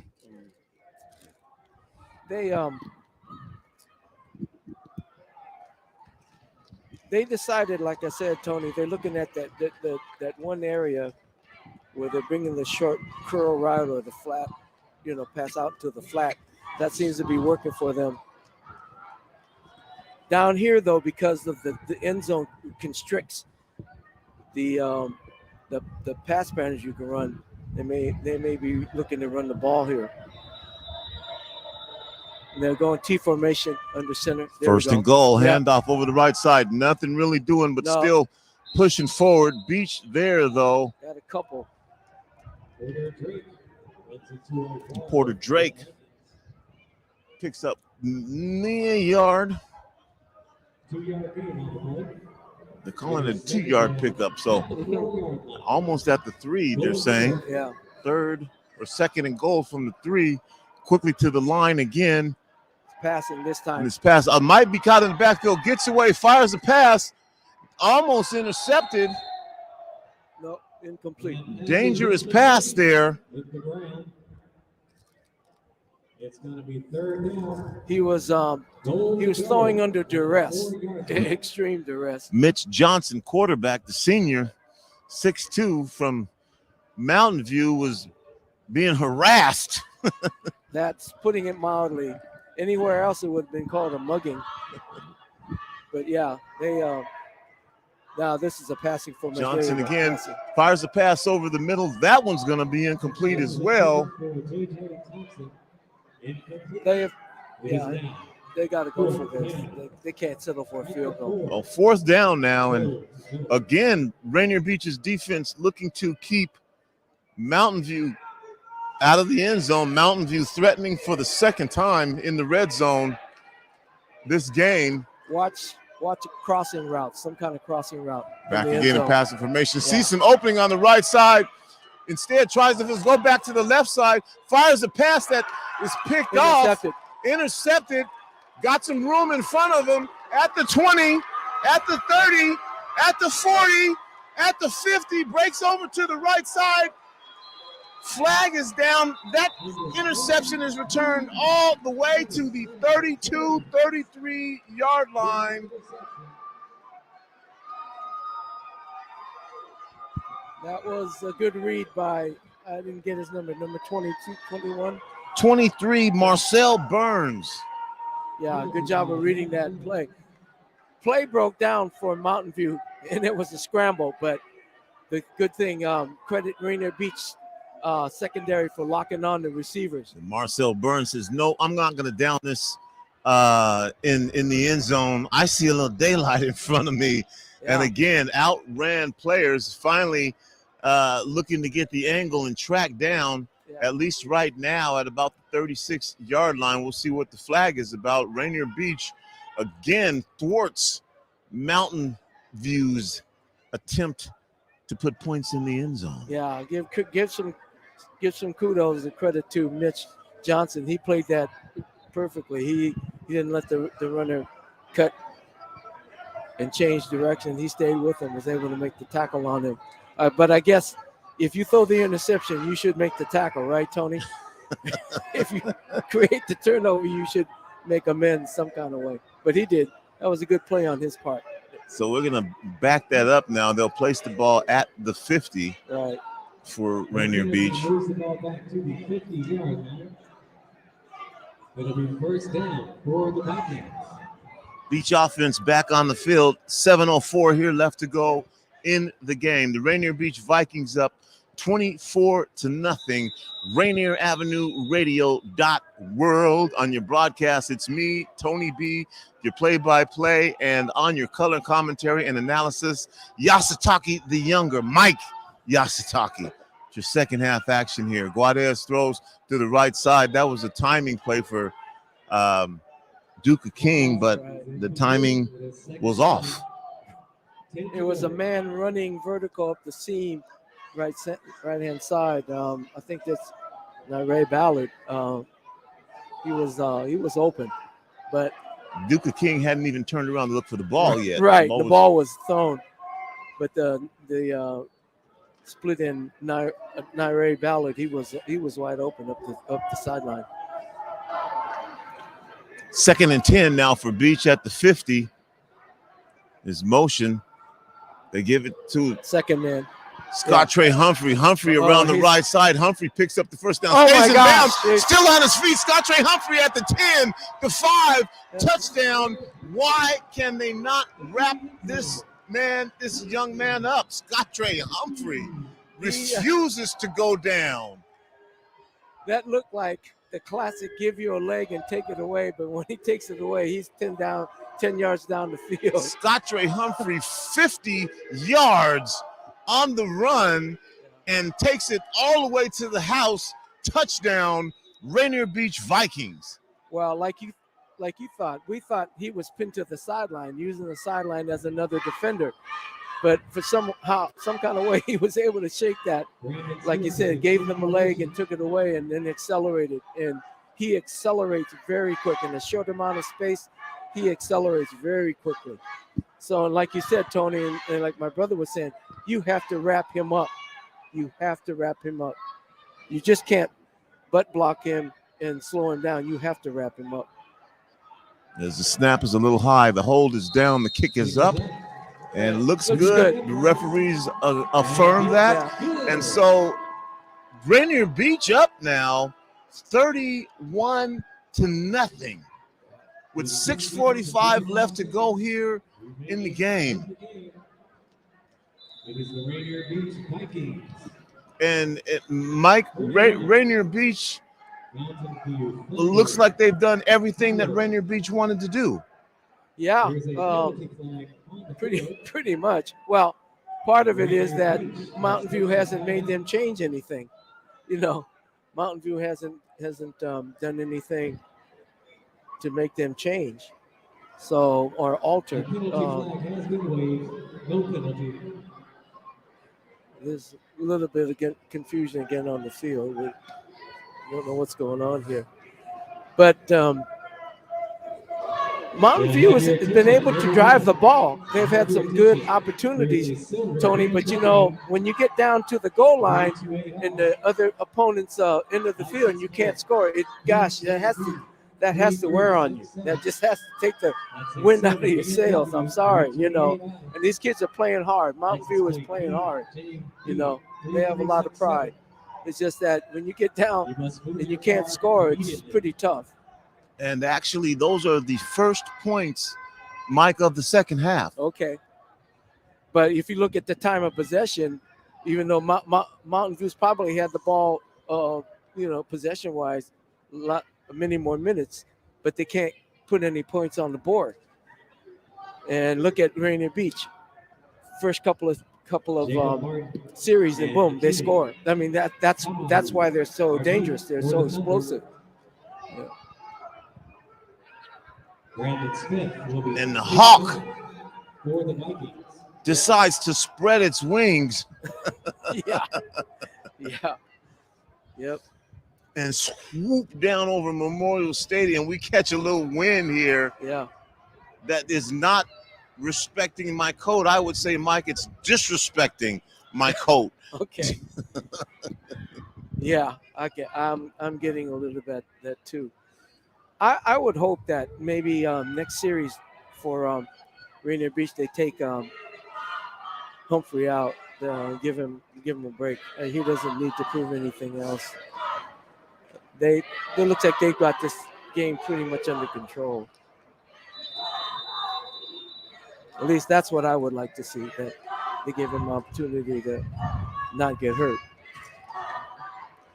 It's a swift kick, bounces, but grabbed by a Mountain View player. So a kind of an onside squib kick that bounced off the Mountain View player, fortunately, into the hands of another Mountain View player. Right. It will be first down for the Thunder at their own 43-yard line. Yeah, they took number 9 out. He's not on defense. I think that might be his night tonight.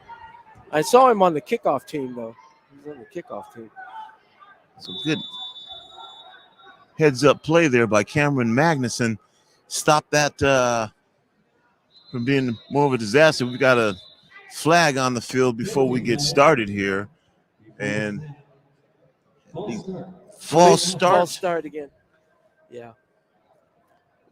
Well, like the two components, Tony, inconsistency with the offense and mistakes, inconsistency, lack of rhythm. You can't get in your rhythm, and then you make mistakes like this. This kills your drives.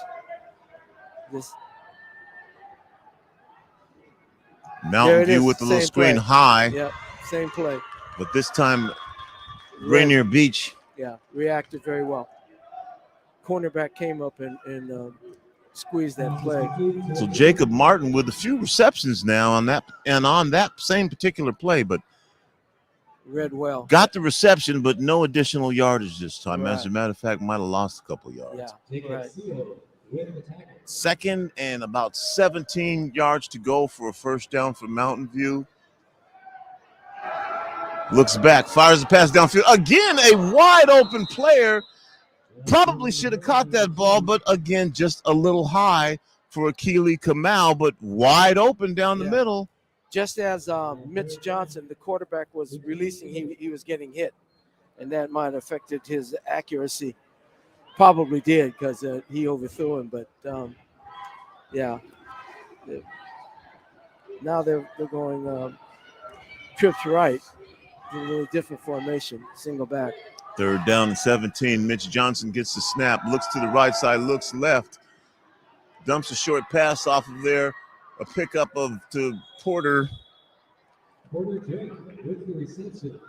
Porter Drake picks up about 11 to get that penalty yardage mostly. Up to, what is that, Mike, about the 48-yard line. Yeah, right there. I see fourth down. Fourth and about 5. Fourth and 5. Yeah, they got to go for it.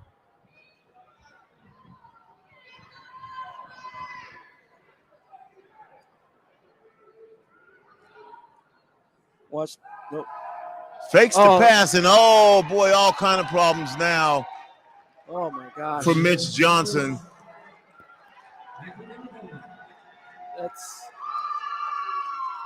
on fourth down, and then I don't know. They'll probably give him some forward progress, but pump faked and then ran into all kind of problems. They gave him forward progress at the 40. And he lost about 20 yards. So Yeah. That's Look at that, Tony. that's called being in his grill. Yeah, right. he at least lost 15 yards, and they moved the ball back. But well, anyways, yeah. At this point, Rainier Beach has got this game under control. They don't need to score. Ball at the 41-yard line. Right. The 41 of Mountain View. Yeah. 5:33 to go. Beach in front, 31-0. And of course, the ball handed off inside. Over the 35, breaks free, runs out, about to outrun everybody. Just as soon as you say, take him out of the game, Scott Dre Humphrey says, no, I play all game long, and breaks another one. Are they going to say down? They're going to say he's down. No, it's a touchdown, I believe. Yeah, okay, touchdown. Yeah. Scott Dre Humphrey for 41 yards and a touchdown. Those last two times he's touched the ball, that's been 91 yards and 2 touchdowns. Yeah. Well, now I would keep him out. You don't need him. Snap, hold, kick is up. It's good. The referees confirm the kick is good. 38-0. The quick strike offense of the Rainier Beach Vikings in full effect. Wow. Yeah, they can score from anywhere on the field. Anytime. At any time. At any time. Anywhere at any time. And that's hard to defend. That's hard to actually coach. Then, like we had said, when you don't tackle and you don't wrap up, it just compounds the problem. It just, man, I feel for these kids over in Mountain View. I mean, they're doing everything they can. I mean, they're going to wake up, they're going to go to bed tonight, and they're going to have nightmares of number 9 coming at them from all directions. It's wow. He's just a special player. And again, Beach with, as we've seen all year long, just amazing team speed. Right.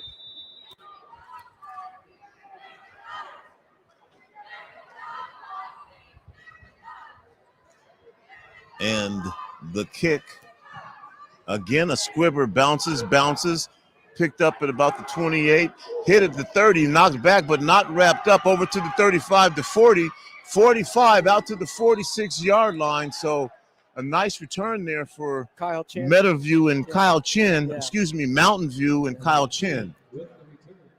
Kyle Chin has played a good game. Yes, he has. In fact, he's been one of the brighter spots alongside Miss Johnson. Kyle Chin, 6'1", 190 pounds, in what could be his last high school football game.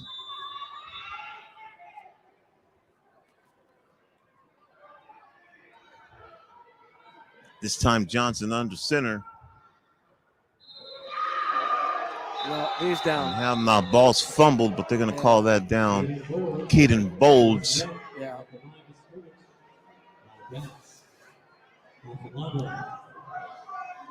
And they'll say forward progress back to the original line of scrimmage. Right. At this point, heck, try something different. 4:44, 4:43. The clock is rolling. Right. Motion. Nope. Tandem backs.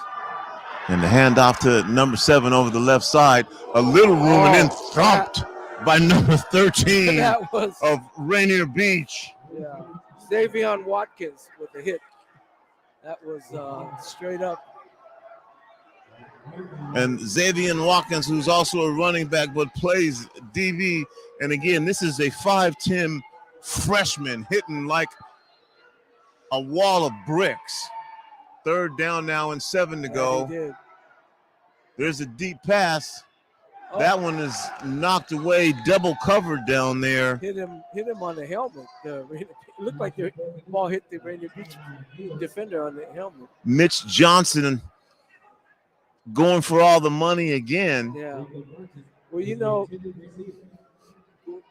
as lopsided as this game is, at least Mountain View, they're trying.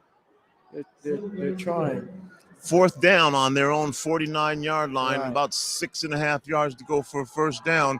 Johnson looking downfield, instead takes it up to run, is going to get to the first down, still on his feet. All right. Upended, flipped over, but not until he gets the first down with the pickup of about 11. Yep. So Mountain View will move the chains.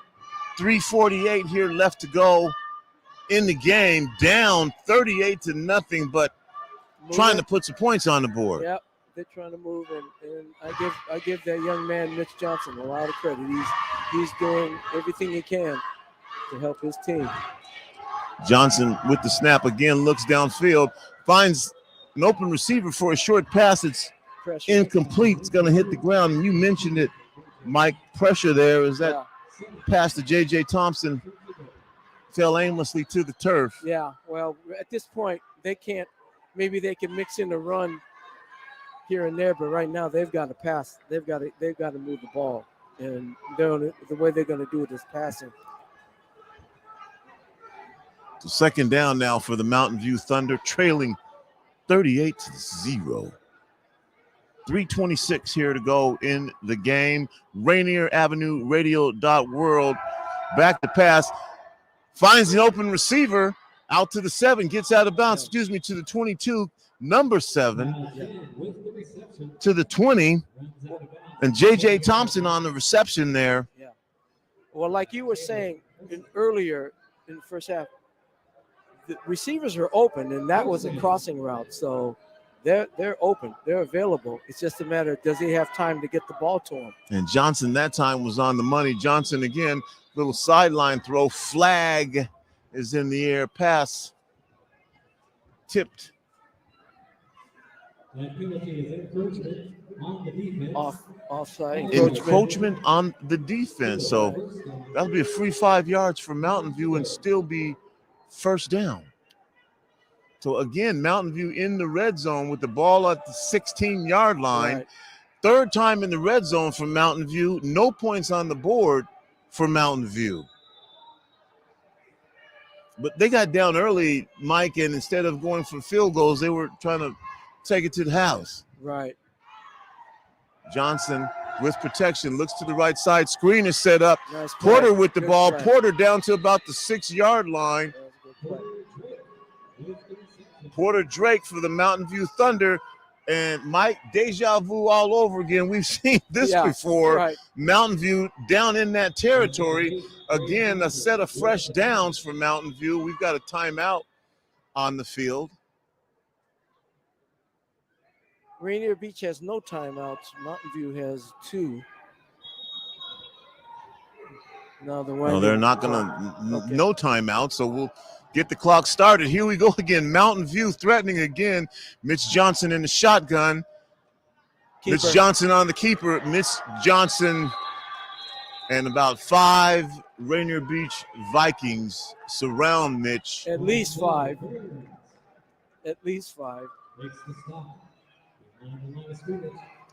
The Vikings and the Thunder. Do I sense a Thor connection here? Okay. Yeah. Anyway.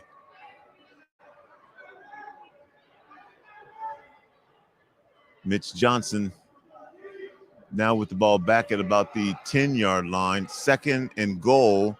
Again on the keeper. Runs inside, spun around and held up and grabbed and thrown down at about the 5. Yeah, he's still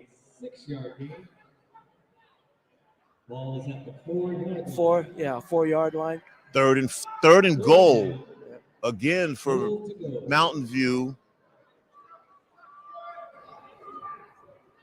Well, let's just say the advancement is in increments. He'll probably keep this here. I would say if there's any chance for them to throw, he should roll out. Oh, they got double backs, tandems. They're going to run this. Yep. And they do run it inside. They do. And still on his feet, a little forward progress, and they may have that ball down to the 1-yard line. It looks close. Yeah. He makes it to the 1-yard line. 1-yard line. Yeah, 4th and 1. Fourth down. Well, the challenge at this point is, will this be a shutout or not? With 1:10, clock is rolling. 4th down on the 1 yard line. Mountain View lines up. It's the quarterback sneak. It looks like he's in the end zone. And it's a touchdown. And you know what? Good for Mitch Johnson. Right. Good for Mountain View. And Mountain They didn't View. give up. They stuck to it. A little bit late, but I give those young men credit. They showed something to me. What if they had been successful on their earlier forays into the red zone? 2 or 3 times, this would have been a game. What if? Yeah, what if? Rainier Beach hadn't broken runs of 70, 50, and 41 yards. Okay. Yeah, that's the difference. A team that can hit home runs as opposed to singles. That's and no good. The kick, they Oh, saw that the is kick good. is good, but Yeah. you throw the what ifs and the woulda, shoulda, couldas out of the window, and Rainier Beach is on top 38-7 now. They did what they had to do, and I give them kudos too. Well, what do you think of onside kick here, Tony? Why not? Okay. So you want to bet back the Big Mac that you won from my brother on that? I would say a Big Mac in the bag okay. is better than a Big Mac on the grill. Yeah, right. Okay. Yeah. But, kudos to both teams. Again, like I said, Mountain View came here, and they're a good team, but they faced a team that had superior talent, and they didn't have an answer for number 9. They did not. And the speed. And remember, we talked about that speed is something you can't coach.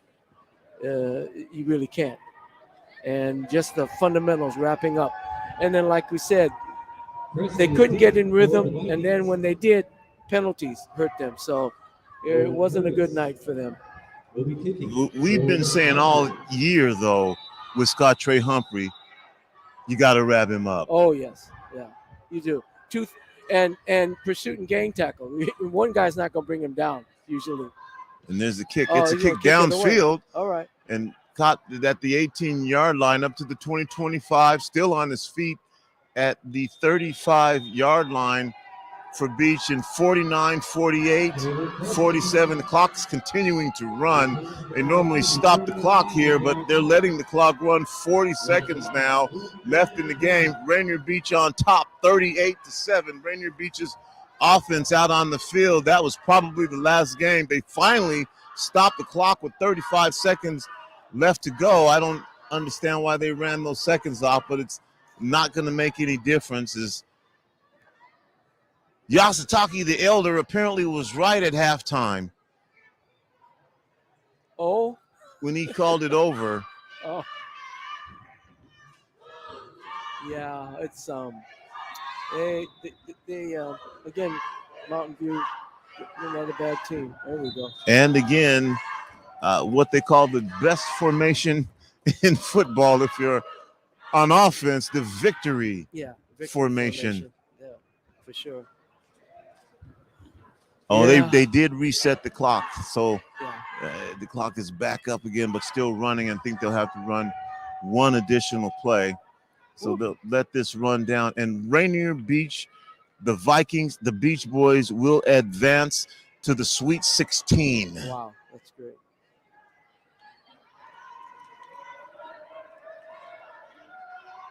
And again, in that victory position. And that'll be it. And the celebration. The Beach Boys chants come out from the fans. You can hear that in the background. And again, one of my favorite parts of the game where players line up and congratulate each other.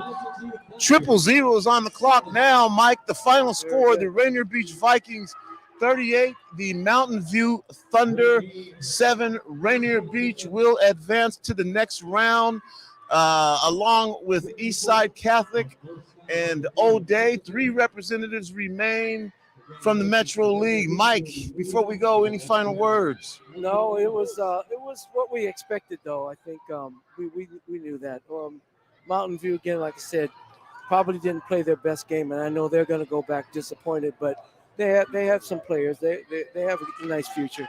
But kudos to Rainier Beach, and again, like Dennis Green said, we were what they thought they were. You know, they were what we thought they were, Rainier Beach. So thank you for the opportunity to be a color commentary. Thank you very much, Tony, and the RAR. Thanks. We will be back next week with more high school playoff football right here on Rainier Avenue Radio. I again want to remind everyone we will be coming to you live from Egypt, 7 p.m. Thursday, locally 3 a.m. For all of our worldwide listeners from the United Nations Climate Conference. Edgar Franks will be broadcasting live. So check that out, 7 p.m. immediately following Seattle Here and Now with John Yasataki on Thursday. And a big shout out again to Jay Yeezy, the coach. Thank you for your commentary at first half.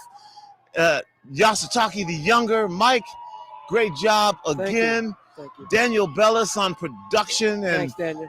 All the great work at halftime. And CEO Evans